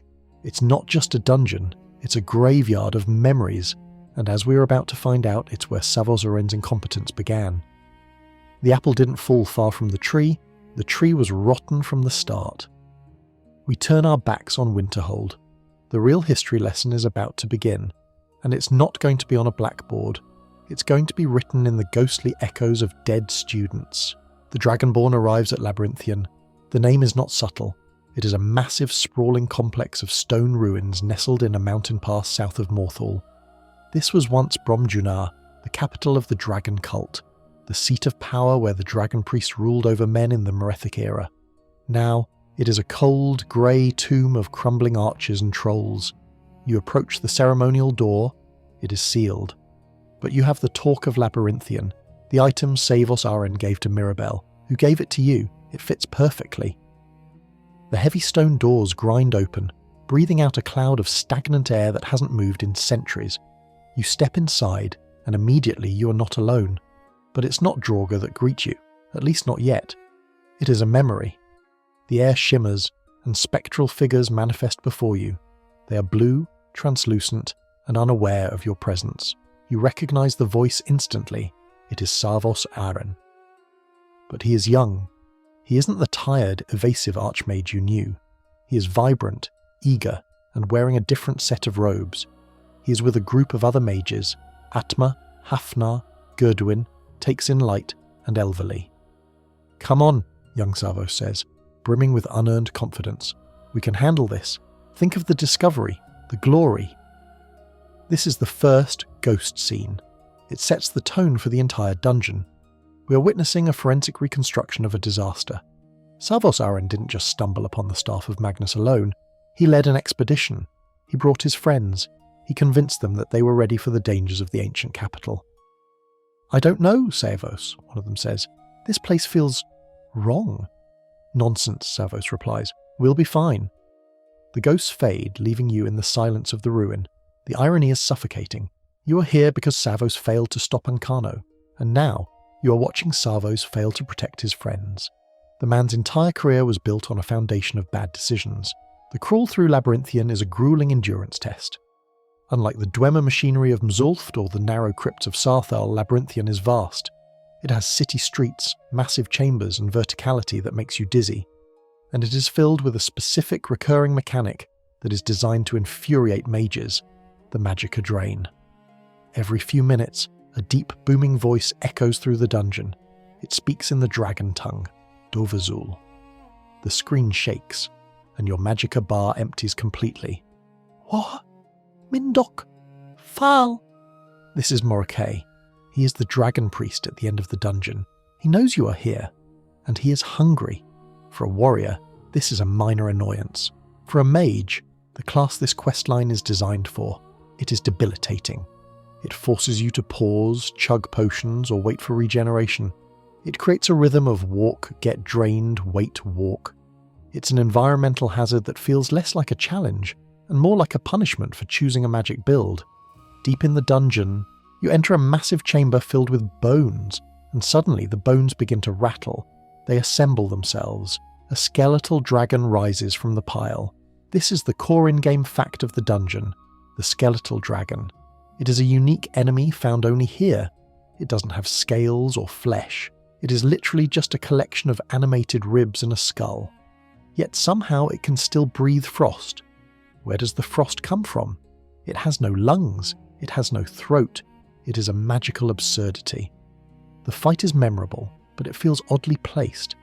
There is no lore explaining why a dragon was buried inside the city, or who reanimated it. Was it Morake? Was it the residual energy of the place? It feels like the developers thought, you know what this dungeon needs? A bone dragon, and just dropped it in. It's cool, but it adds to the sense that Labyrinthian is a theme park of random horrors, rather than a cohesive place. After defeating the anatomical impossibility, you encounter the ghosts again. The mood has shifted.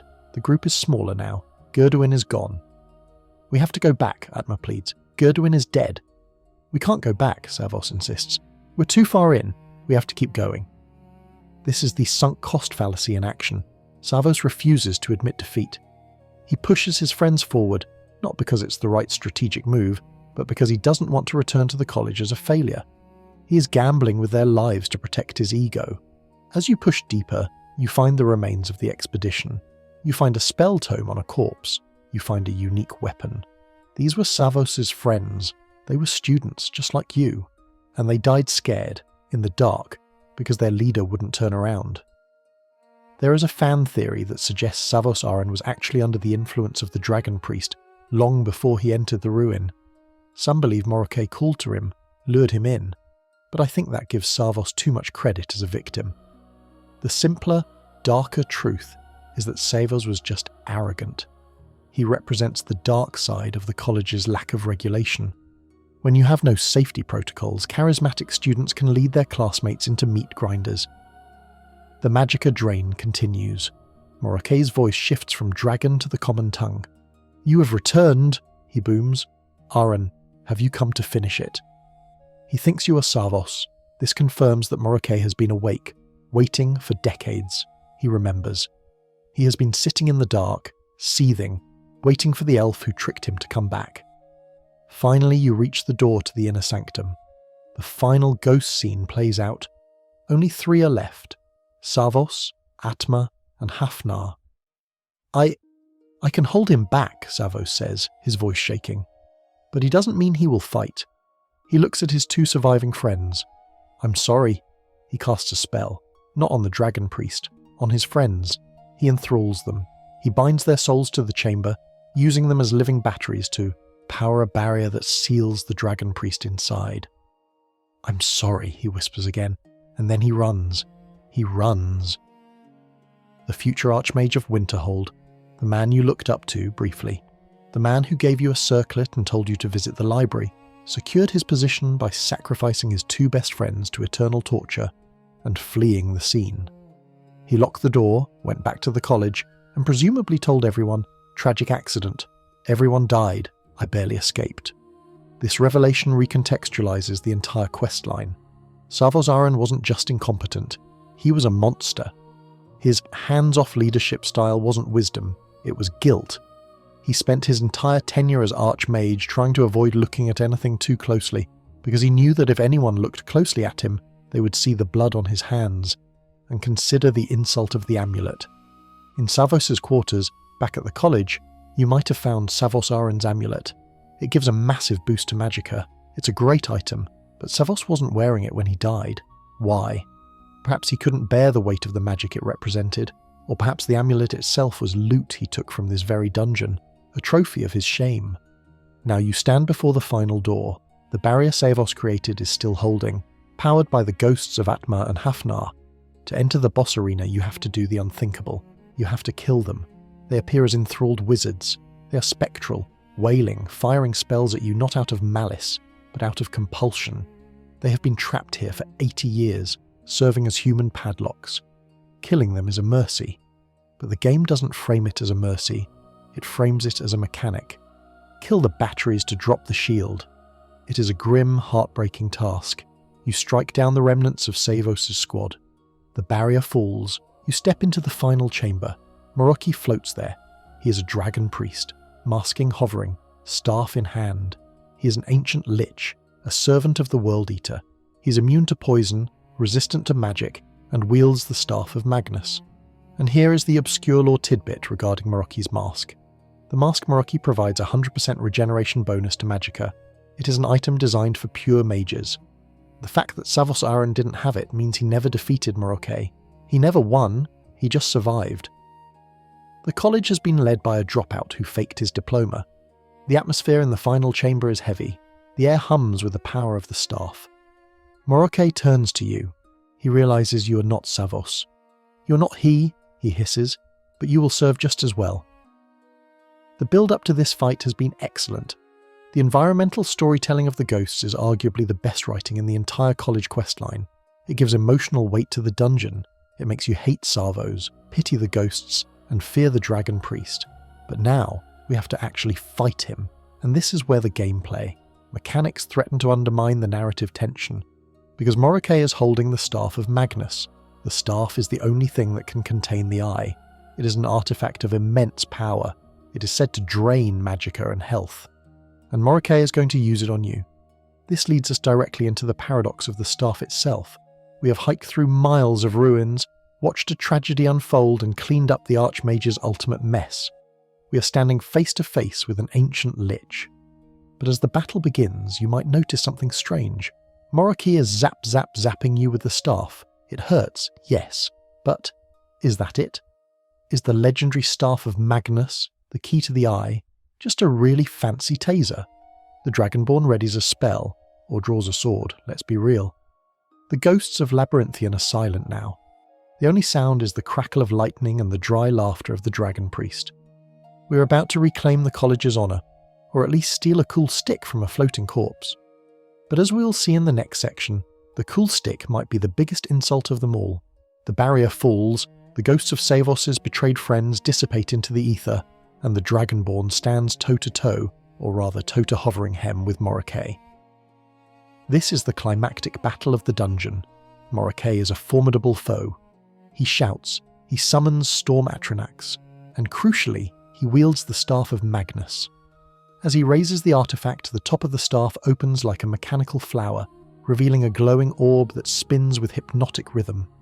A beam of crackling energy latches onto you. Now let's talk about the experience of being hit by the Staff of Magnus. The lore describes this item as an artifact of godlike power, capable of manipulating the fabric of magic itself. In gameplay, however, it feels less like a cosmic siphon, and more like a very aggressive vacuum cleaner. Your magicka bar drains rapidly. The blue bar vanishes. Then, and only then, does it start to hurt you physically.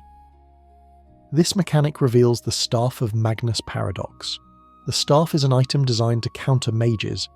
It strips them of their fuel, leaving them helpless. But you, the Dragonborn, have likely spent the last 10 levels adapting to the game's stealth archer meta, or simply hitting things with a Daedric Warhammer. If you are a warrior, the staff is annoying, but it's not fatal. Morake is effectively trying to drain the battery of a diesel truck. It doesn't work. You walk up to him, smack him, and he crumbles into a pile of ash and heavy armour. You loot the corpse. You take the mask, which, as we discussed, is better than anything the Arch-Mage ever gave you, and you pick up the staff.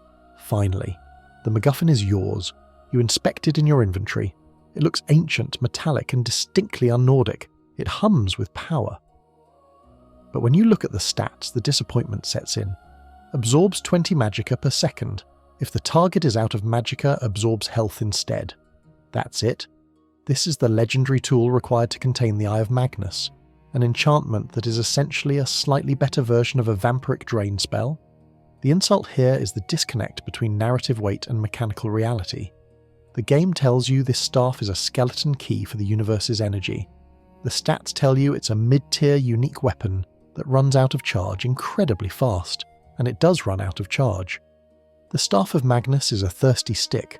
You can fire it for maybe 30 seconds of continuous use before it goes dead, and you have to feed it soul gems. It's ironic. The Staff of Infinite Absorption needs AA batteries to function. But let's look at the magical logic of this solution. Why did we need this specific staff? The Eye of Magnus is radiating raw, uncontrolled magicka. The staff absorbs magicka. The theory, presumably, is that we need to siphon off the excess energy to stabilize the eye. It's the magical equivalent of letting air out of a tire before it explodes. But if that's the case, why? Couldn't we use other absorption tools? Why not the Atronax stone power? Why not a drain magicka enchantment on a dagger? The game insists that only the Staff of Magnus works because Magnus's name is on both of them. It's brand loyalty. It suggests that the Aedric god of magic created a match set. Here is the eye, which breaks the world, and here is the staff, which fixes it. Try not to lose the stick. There is an obscure lore tidbit from the Elder Scrolls, Arena and Daggerfall regarding the staff. In those games, the Staff of Magnus didn't absorb magicka. It restored player health and granted spell absorption. It was a benevolent tool of healing and protection. In Skyrim, its function has been inverted to become a weapon of drain and decay. This shift mirrors the darkening tone of the setting. Magic is no longer about restoration. It's about consumption. It's about taking from your enemy to fuel yourself. As you turn the staff over in your hands, the dungeon begins to feel very empty. You have killed the ghosts. You have killed the lich. You have the stick. It is time to leave. You take the shortcut exit, because Skyrim level designers are merciful enough to not make you walk all the way back. But as you approach the exit, the door is barred. Enter Estormo. Estormo is a Thalmor agent. He is Ancano's lackey. He steps out from behind a pillar, blocking your path, and he delivers one of the most baffling villain speeches in the game. "So," he sneers, "you survived, Labyrinthian. I didn't think you would, but I have orders from Ancano. You're not to leave this place alive." Let's analyse the tactical incompetence of this ambush. Estormo is alone. He is wearing cloth robes. He is standing in a room with the person who just killed a dragon priest, a skeletal dragon, and an army of trolls. He clearly heard the battle. He knows you won, and his plan is to fight you, one-on-one. Estormo represents the insult of the Thalmor threat. The game spends so much time building up the Thalmor as this terrifying, competent shadow organisation that topples empires. They sacked the Imperial City. They outlawed Talos. And yet their operatives in this questline are comical.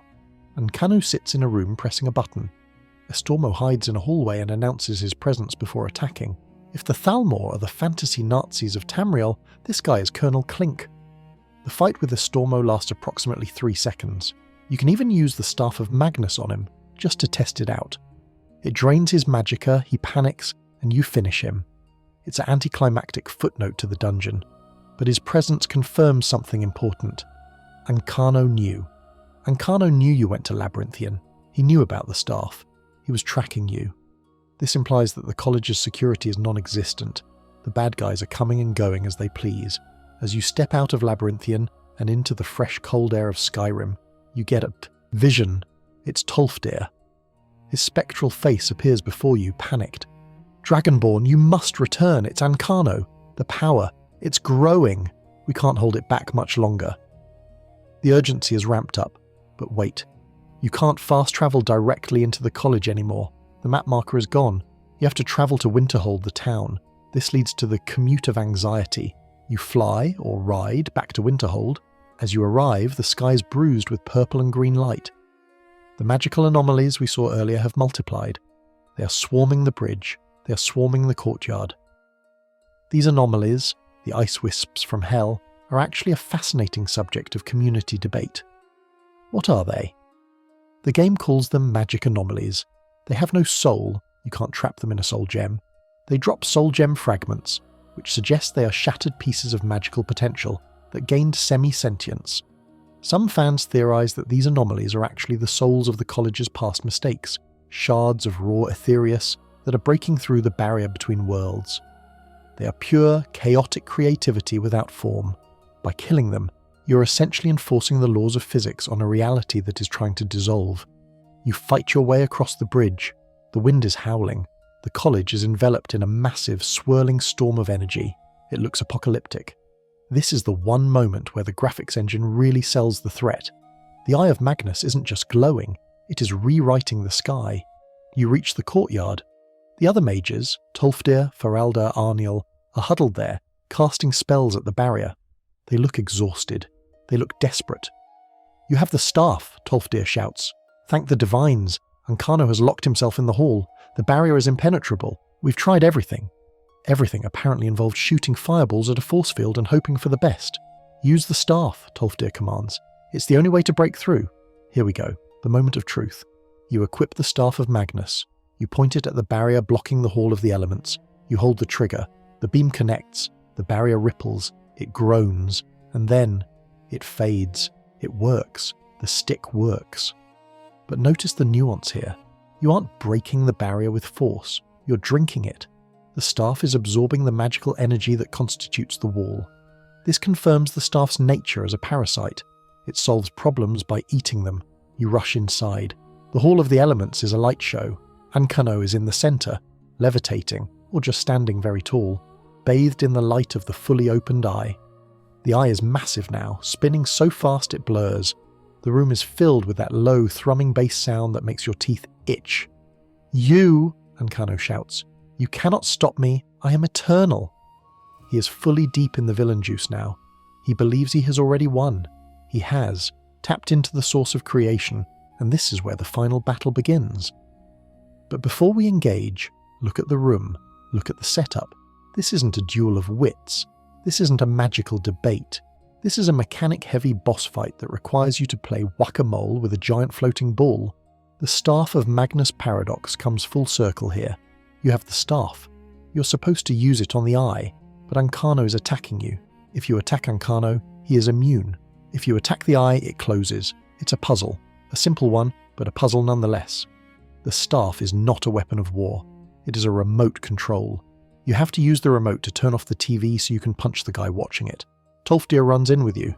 "I'll help you," he yells. Bless his heart. Tolfdir, the man who taught you ward spells and then forgot you existed for 3 weeks, is here to help. He casts sparks at Ancano. It does nothing. The stage is set. The Arch-Mage is dead. The Thalmor are making their play for godhood. The town is being eaten by glitter ghosts. And you are standing there with a battery-draining stick, about to engage in the most chaotic, visually noisy, and strangely anticlimactic boss fight in the game. But as you grip the staff, preparing to fire, you have to ask yourself, once we turn this thing off, what happens to the energy?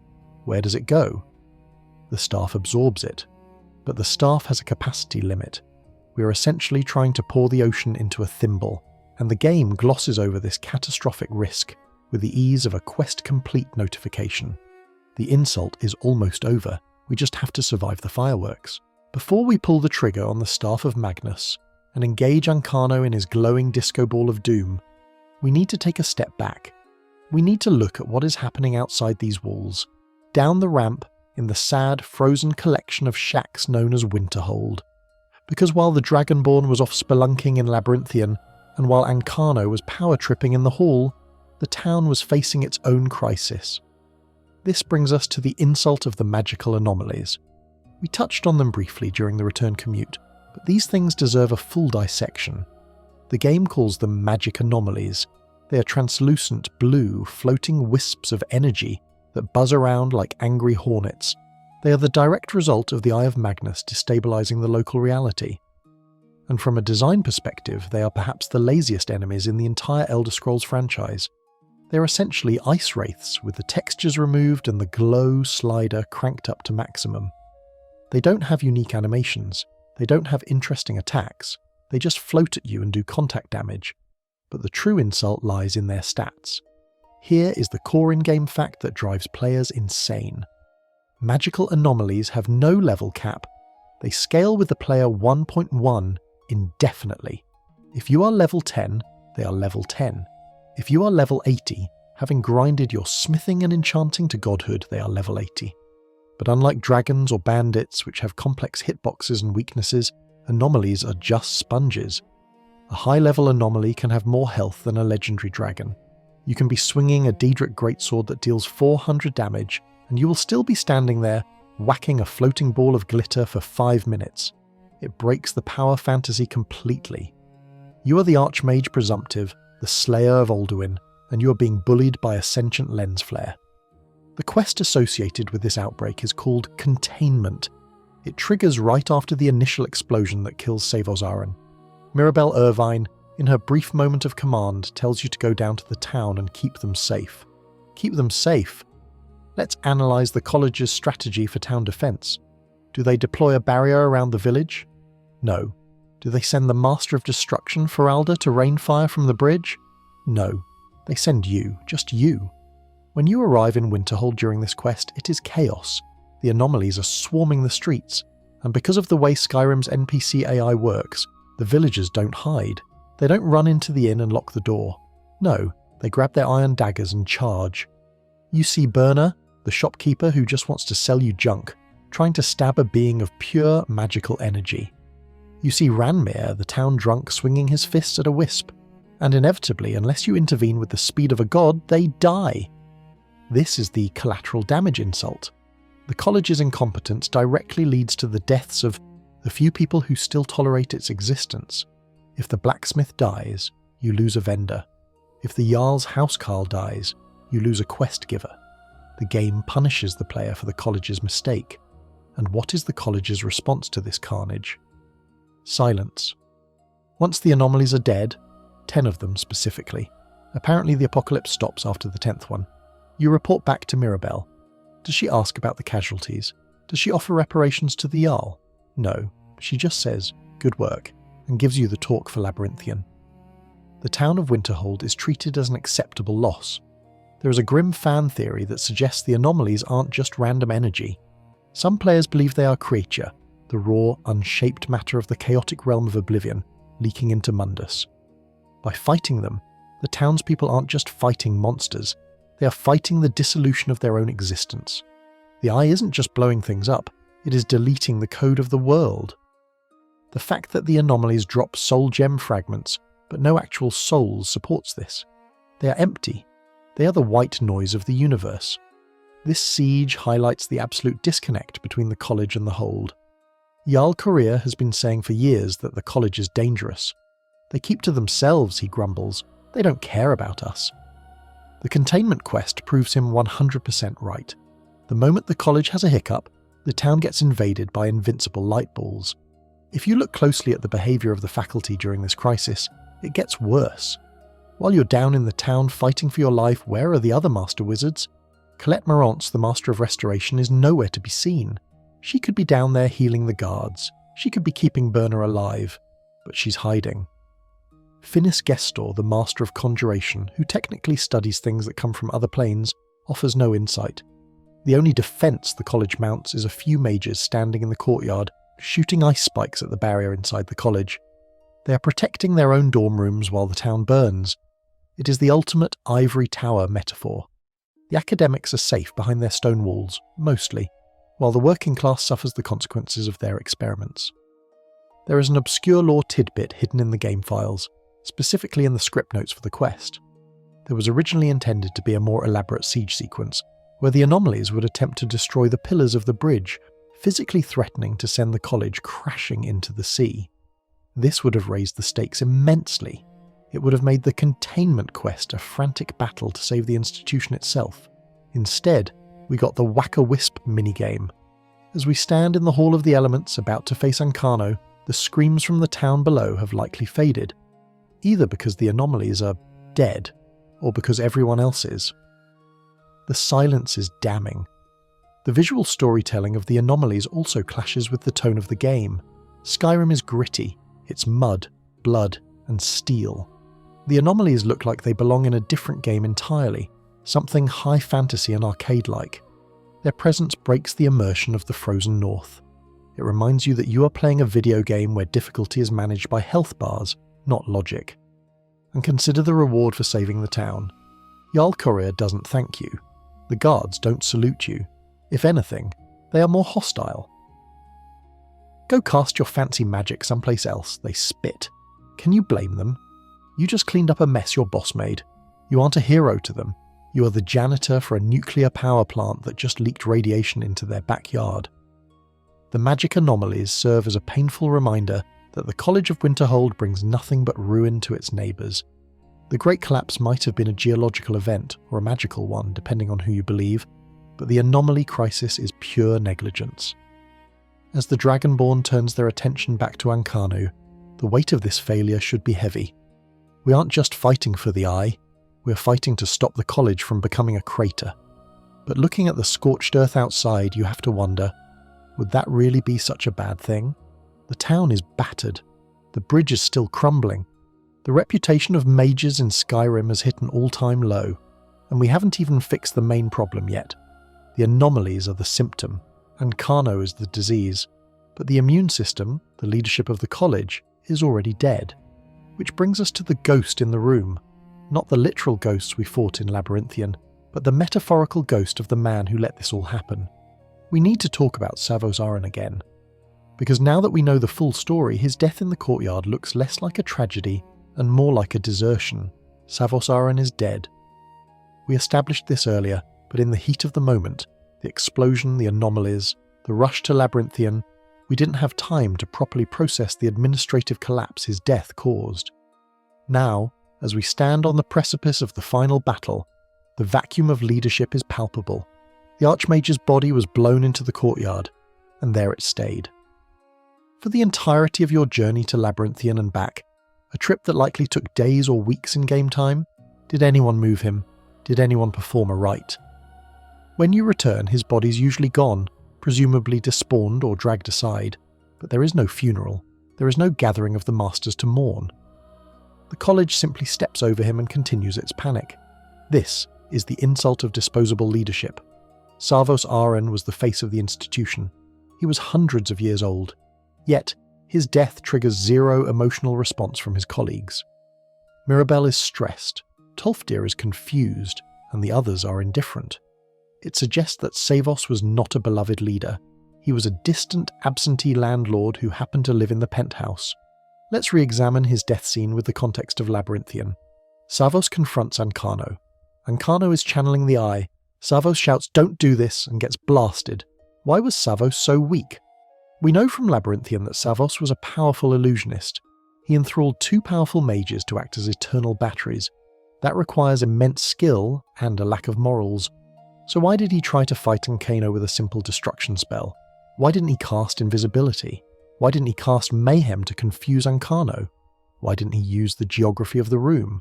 The answer is the Wharf effect. In fiction, this is when a powerful character is easily defeated to show how strong the new villain is. Savos was sacrificed to make Ancano look scary. But because we never saw Savos do anything cool before this moment, it falls flat. We don't think, "Wow, Ancano is strong."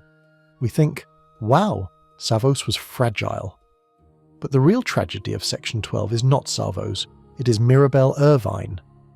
While the Dragonborn was in Labyrinthian, Mirabelle stayed behind. She promised to hold the line. She promised to keep Ancano contained. When you return, Tolfdir meets you in the courtyard. "Mirabelle," he stammers, "she didn't make it." Mirabelle Irvine dies off-screen. This is the insult of the missing hero. Mirabelle was the master wizard. She ran the day-to-day operations. She was the one who welcomed you, gave you your robes, and actually seemed to do work. She was the competent woman behind the incompetent man. And the game kills her in a text box. We don't see her body. We don't see her last stand. Tolfdir just tells us, "Oh yeah, she died fighting the Anomalies. Anyway, use the staff." This creates a narrative hole. Mirabelle was arguably the best candidate for the next Arch-Mage. She was organised, sane, and present. By killing her off-screen, the game conveniently removes the only logical successor to Savos, clearing the path for you, the person who's been here for a week, to take the job. It feels rigged. It feels like the writers looked at the organisational chart, realised Mirabelle was too qualified, and decided to drop a rock on her while the camera was looking the other way. Fan theories run wild regarding Mirabelle's death. Some speculate she didn't die. Since we never see a body, and since she deals with Daedric artifacts, the vibe of the college implies hidden knowledge. Maybe she faked her death to escape the sinking ship. Maybe she realised the college was doomed and took the first carriage to Cyrodiil. It's a comforting thought, but the game treats her as dead. She's erased from the script to make room for your promotion. So, we are left with a leadership vacuum that is truly staggering. Savos is dead. Mirabelle is dead. Who is left? Tolfdir, the absent-minded professor who loses his alembic. Feralda, the gatekeeper who just wants to sell spells. Drevis Naloran, the illusion master who is invisible half the time. Colette Morentz, the restoration master who thinks everyone is talking behind her back. To be fair, they probably are. Finis Gester, the conjurer who barely looks up from his desk. This is the faculty of misfits. None of them step up. During the siege, they look to Tolfdir, but Tolfdir looks to you. "You have the staff," Tolfdir cries. "You must lead us." Why? Why must the student lead? Because the staff is a symbol of authority? Or because nobody else wants the job? It feels like the latter. The Arch-Mage position at Winterhold is apparently a cursed role that involves dealing with disgruntled locals, crumbling masonry, and ancient evils. The faculty are smart enough to take one step back when volunteers are called for. There is a core in-game fact that emphasises this lack of leadership: the Arch-Mage's quarters. After the explosion, the quarters are unsealed. You can go up there. It is pristine. The garden is blooming. The items are neatly arranged. It stands in stark contrast to the chaos below. It shows that Savos lived in a bubble. He curated a perfect little world for himself, while the college rotted from the foundations up. It reinforces the idea that leadership at the college is about privilege, not responsibility. And let's look at the talk of Labyrinthian again. Mirabelle died because she gave it to you. She entrusted the mission to the student. This is the trope of passing the torch, but usually the mentor passes the torch after teaching the student everything they know. Mirabelle passed the torch before you even finished your first semester. It wasn't a graduation, it was an emergency dump of responsibility. The missing leadership section of this critique is perhaps the most damning, because it explains why the college is so hated. Organisations rot from the head down. Savos was rotten with guilt and apathy. Mirabelle was overwhelmed, and the rest are tenured eccentrics. As we turn back to the Hall of the Elements, staff in hand, we aren't just fighting a villain. We are fighting to save an institution that might not deserve saving. We are fighting to preserve a hierarchy that failed at every level. The Dragonborn stands in the doorway. Ancano is laughing, Tolfdir is trembling, and the ghosts of Savos and Mirabelle are silent.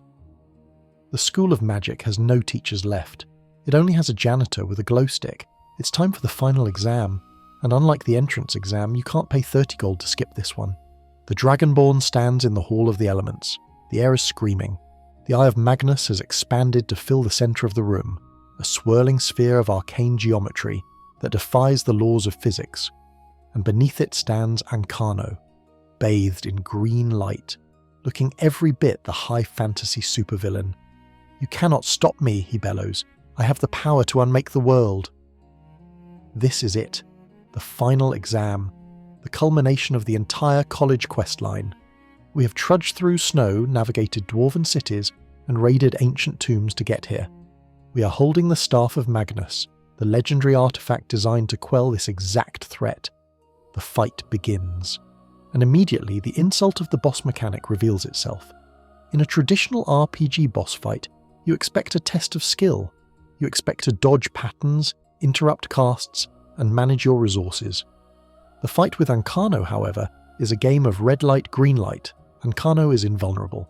You can hit him with your sword, blast him with lightning, or shout him across the room if the physics engine allows it, but his health bar will not move. He's shielded by the eye. Tolfdir, who's running around the room like a confused toddler in a laser tag arena, shouts the solution at you. Use the staff on the eye. So you point the stick at the ball. You hold the trigger. The staff drains the energy from the eye. The eye closes, its petals folding inward like a shy flower. The green link to Ancano is severed. Now, and only now, is Ancano vulnerable. He realizes his shield is down. Does he use high-level tactics? Does he summon a Dwemer Lord? Does he cast mass paralysis? No, he usually panics. He starts running in circles, casting basic lightning bolts. He is a high elf wizard with the power of a god at his fingertips, and his AI defaults to Bandit Hedge Wizard. You hit him, you get maybe 5 seconds of damage in, then the eye opens again, the shield goes back up, and Ancano becomes invincible again. "I am eternal," he shouts for the 4th time. You have to turn back to the eye, spray it with the staff, close it, hit Ancano, repeat. This isn't a magical duel, it's a chore. It's a mechanic designed to artificially lengthen a fight that would otherwise be over in 2 hits. The insult is that the Staff of Magnus isn't used as a weapon against the villain. It's used as a generic tool to interact with the environment. It's no different than using a claw to open a door in a Nordic ruin. You're just unlocking the hit me state. To make matters worse, the game decides that Ancano isn't annoying enough on his own. So, every time the eye opens, it spawns more magic anomalies. Yes, the glitter ghosts are back, inside the boss room. Now you have Ancano, invincible, the eye, spinning, and 2 or 3 anomalies, sponges, buzzing around your head. The room becomes a visual cacophony of particle effects. Tolfdir is usually busy fighting an anomaly in the corner, contributing absolutely nothing to the main effort. The Arch-Mage's right hand is effectively stuck in a trash mob fight while you save the world. There is a core in-game fact regarding Ancano's spells during this fight. He is scripted to use a spell called Ancano's Fire. It's a unique spell that looks impressive, but mechanically, it's just a reskinned fireball. He doesn't use the eye to alter reality.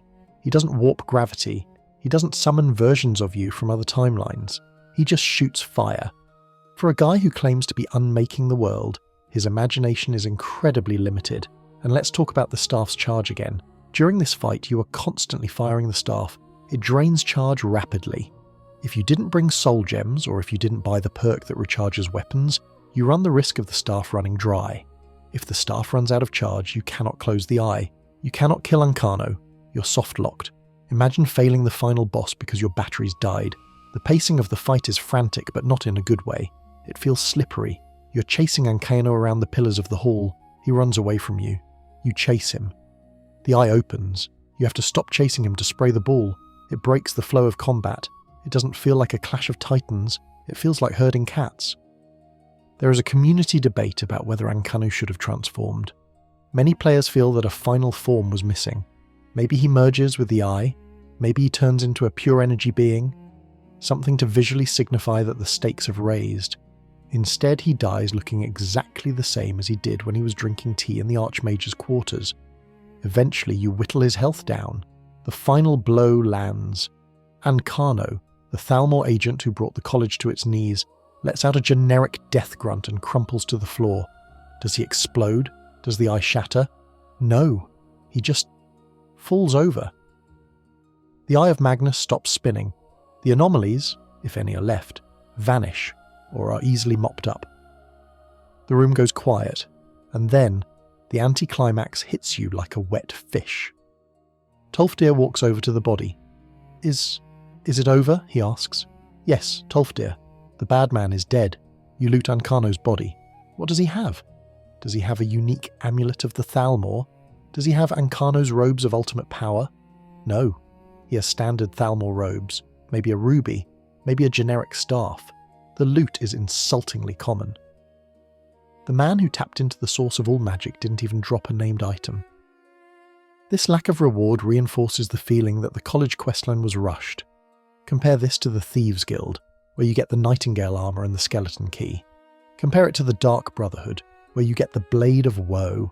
Here, you get the Staff of Magnus, which we have already established is a disappointment, and the satisfaction of killing a rude elf. But the insult isn't over. The body is still warm when the cleanup crew arrives. The air shimmers again. The time stop effect returns. But this time, it's not just a vision. It's the Psijic Order. Quaranir returns, accompanied by two other monks who look exactly like him. They materialize around the Eye of Magnus. You have done well, Dragonborn, Quaranir says. You have defeated Ancano and contained the Eye. Thank you. Now, are you going to help us fix the college? Are you going to repair the bridge? The Eye has grown unstable, Quaranir continues. It is too dangerous to remain here. The world is not ready for such power. And then they take it. The Psijic Order, who refused to help you fight, who refused to intervene when Savos died, who let the town of Winterhold get ravaged by anomalies, now show up to claim the prize. They are the group project members who show up on presentation day to hold the poster. We will safeguard it, Quaranir assures you. Safeguard it where? Artaeum? The place that doesn't exist on the map. The Psijic monks channel their magic. The Eye of Magnus, the massive, beautiful, terrifying object that has anchored this entire plot, vanishes, just like that. Gone. The Hall of the Elements is empty. It's just a big stone room again. The spectacle is removed. The evidence is removed. If you tried to explain to the Jarl what happened, you would sound insane. There was a giant ball, and then monks stole it. The Psijics taking the Eye is the ultimate reset button. It ensures that the status quo is preserved. The college doesn't get to keep the artifact to study it safely. They don't get a power source. They are left with nothing. But Quaranir has one last gift for you before he leaves. He turns to you, looks you in the eye and says, "We believe you are the one to lead the college." He nominates you, an outsider. A monk who doesn't even go here tells the faculty who their next boss should be.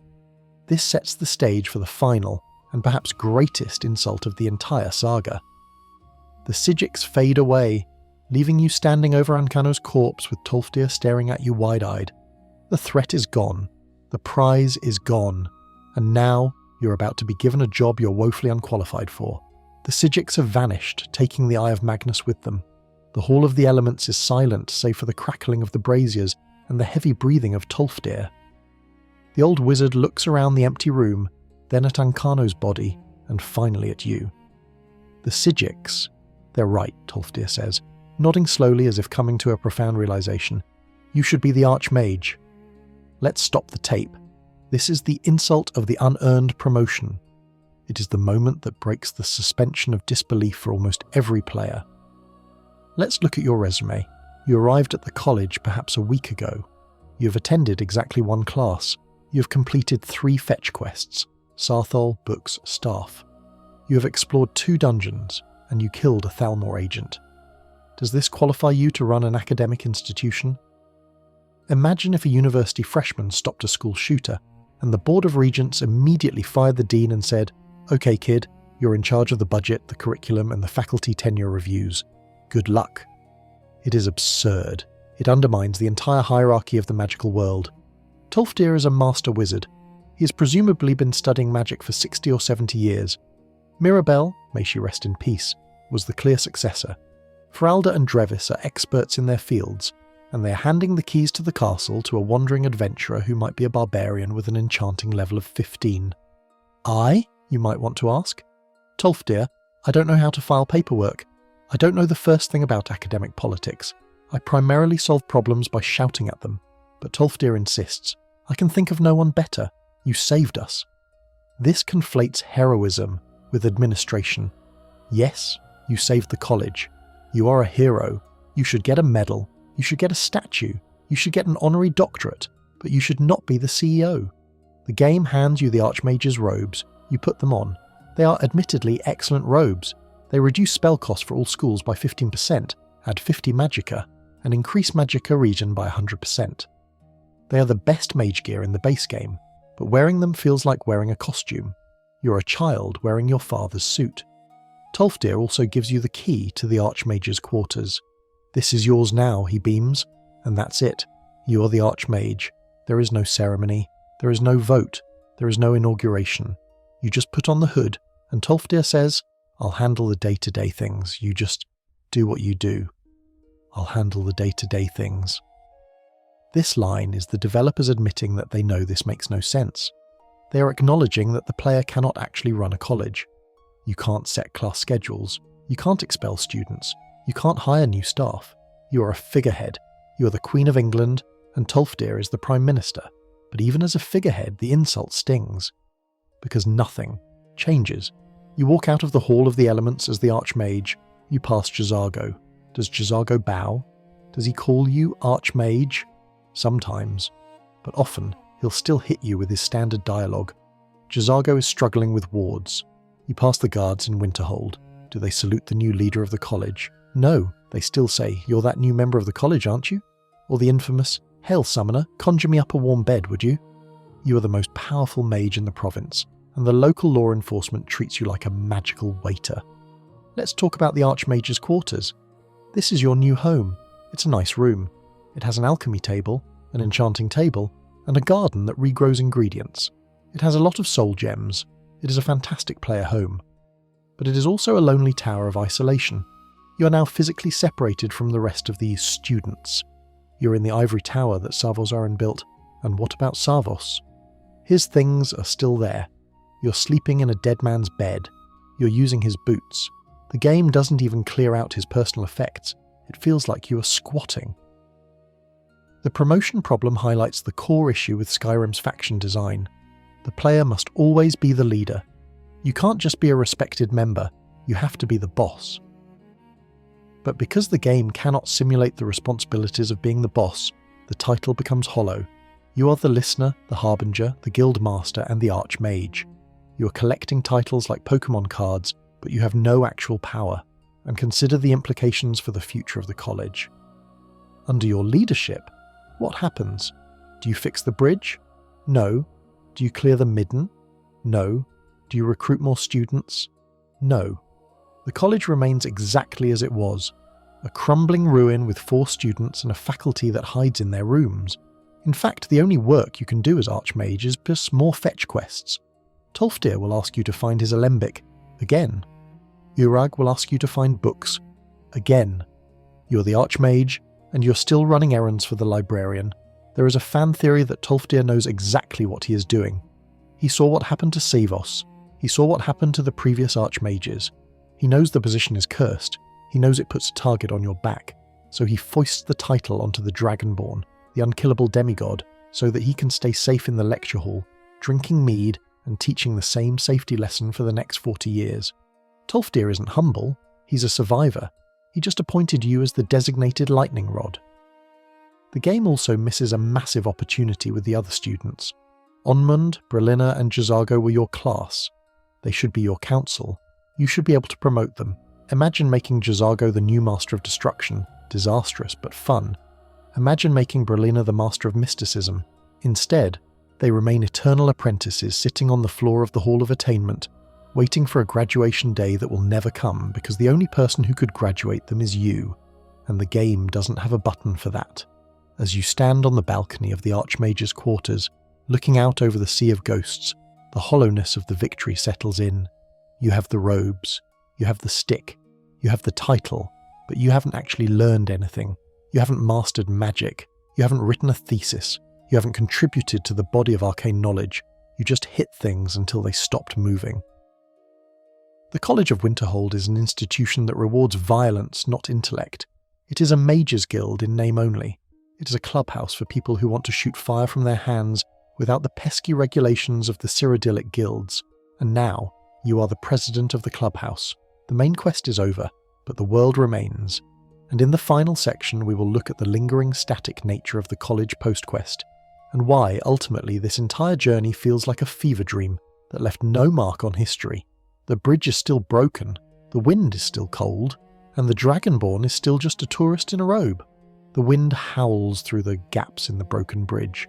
The same mournful sound that greeted us when we first arrived. The Dragonborn stands at the precipice, looking down into the freezing churn of the Sea of Ghosts. You are the Arch-Mage. You are the saviour of Winterhold. And yet, if you look around, absolutely nothing has changed. This is the final lingering insult, the stasis of victory. In a truly reactive world, the defeat of a god-tier threat and the installation of a new leader would prompt a shift. Construction crews would arrive to repair the bridge. New students would flock to the gates, having heard of the college's heroism. The Jarl of Winterhold might finally soften his stance, perhaps inviting you to the Longhouse for a truce. None of this happens. The bridge remains a death trap. The college has possessed the ability to fix it for centuries. Magic can literally reshape stone. But under your tenure, just like Savos's, it remains a jagged ruin. It stands as a permanent monument to the college's apathy. Every time you cross it, you are reminded. We don't care enough to fix the front door. Walk into the town. The burnt scorch marks from the magical anomalies might fade, but the attitude doesn't. Jarl Korir still sits in his throne room, grumbling about cursed elves and dangerous magic. He doesn't acknowledge that you saved his town from annihilation. He doesn't acknowledge that the cursed elf, Ancano, is dead. To him, you are just another wizard causing trouble. The narrative loop is closed, but the relationship is never healed. Inside the college, the stagnation is even more depressing. The classes never resume. Tolfdir stands in the Hall of the Elements staring at the spot where the eye used to be, often remarking, "I still can't believe it's gone." He doesn't teach. He doesn't mentor the other students. The hall remains an empty arena. And the students, Jazago, Onmund, and Brolina, they never progress. They never become masters. They are frozen in time as eternal freshmen. You can recruit them as followers, dragging them into your other adventures, but within the context of the school, they have no future. They are paying tuition, presumably, for an education that stopped the day you arrived. This emptiness reveals the college for what it truly is, a set piece, not a simulation. It is a backdrop for a specific story, and once that story is told, it becomes dead geometry. It lacks the life of the Thieves' Guild, which physically improves as you complete quests, adding banners, merchants, and new members. The college just exists. There is one final radiant quest insult. The magic anomalies never truly leave. Even after the quest is over, you will occasionally get a radiant quest from Tolfdir to clear out a aftershock rift. It implies that the damage Ancano did is permanent. You didn't fix the world, you just put a bandage on it. You're doomed to spend the rest of your tenure playing whack-a-mole with magical rifts, cleaning up the mess of the predecessor you never respected. The College of Winterhold is a tragedy of wasted potential. It promises a deep dive into the lore of the Elder Scrolls magic system. It promises a Harry Potter fantasy of learning, growth, and mystery. Instead, it delivers a disjointed, rushed, and often nonsensical series of fetch quests that culminate in a boss fight that has very little to do with actual magic. You are an Arch-Mage who can't cast master-level spells unless you buy the books yourself. You're a leader who cannot lead. You're a scholar who doesn't read. And perhaps that is the ultimate point. Perhaps the College of Winterhold is a perfect reflection of Skyrim itself, a place of fallen grandeur where the current inhabitants are just squatting in the ruins of their betters, pretending to understand the powers they wield. The Nords have forgotten the voice, the mages have forgotten the craft, We are all just children playing with matches in the snow. As the Dragonborn turns away from the college, perhaps to head south to Whiterun or to Solitude, there is no sense of leaving home. There is only the relief of leaving a job you never applied for. You leave the robes in the wardrobe, you take the staff to put on a weapon rack never to be used again, and you walk away. Behind you, Ferelda still stands at the gate asking strangers for 30 gold. Tolfdir still looks for his alembic, and the wind still blows through the empty courtyard, singing a song of a college that died a long time ago, even if the ghosts haven't realised it yet. It is an insult. But in the harsh, uncaring world of the Elder Scrolls, it fits perfectly. And so, we close the book on the College of Winterhold. The fire in the hearth has burned down to glowing embers, casting long, soft shadows across the room. The howling wind of the Sea of Ghosts fades into a distant memory, replaced by the gentle, rhythmic hum of the fan you turned on earlier. Take a deep breath. Let the frustration of the broken bridge and the invulnerable bosses melt away.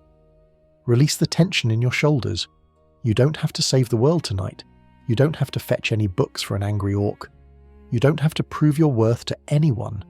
The college will stand there on its rock, frozen in time, waiting for another adventurer to stumble up the ramp. But you are safe here, in the quiet dark. The mysteries of the Aetherius can wait. The politics of the Thalmor can wait. Even the dragons can wait. Now it is time to rest. Let your mind drift away from the frozen north, floating down into a warm, dreamless sleep. The story is told, the quest is complete, and you have earned this peace. Good night, Arch-Mage. Good night, adventurer. Sweet dreams.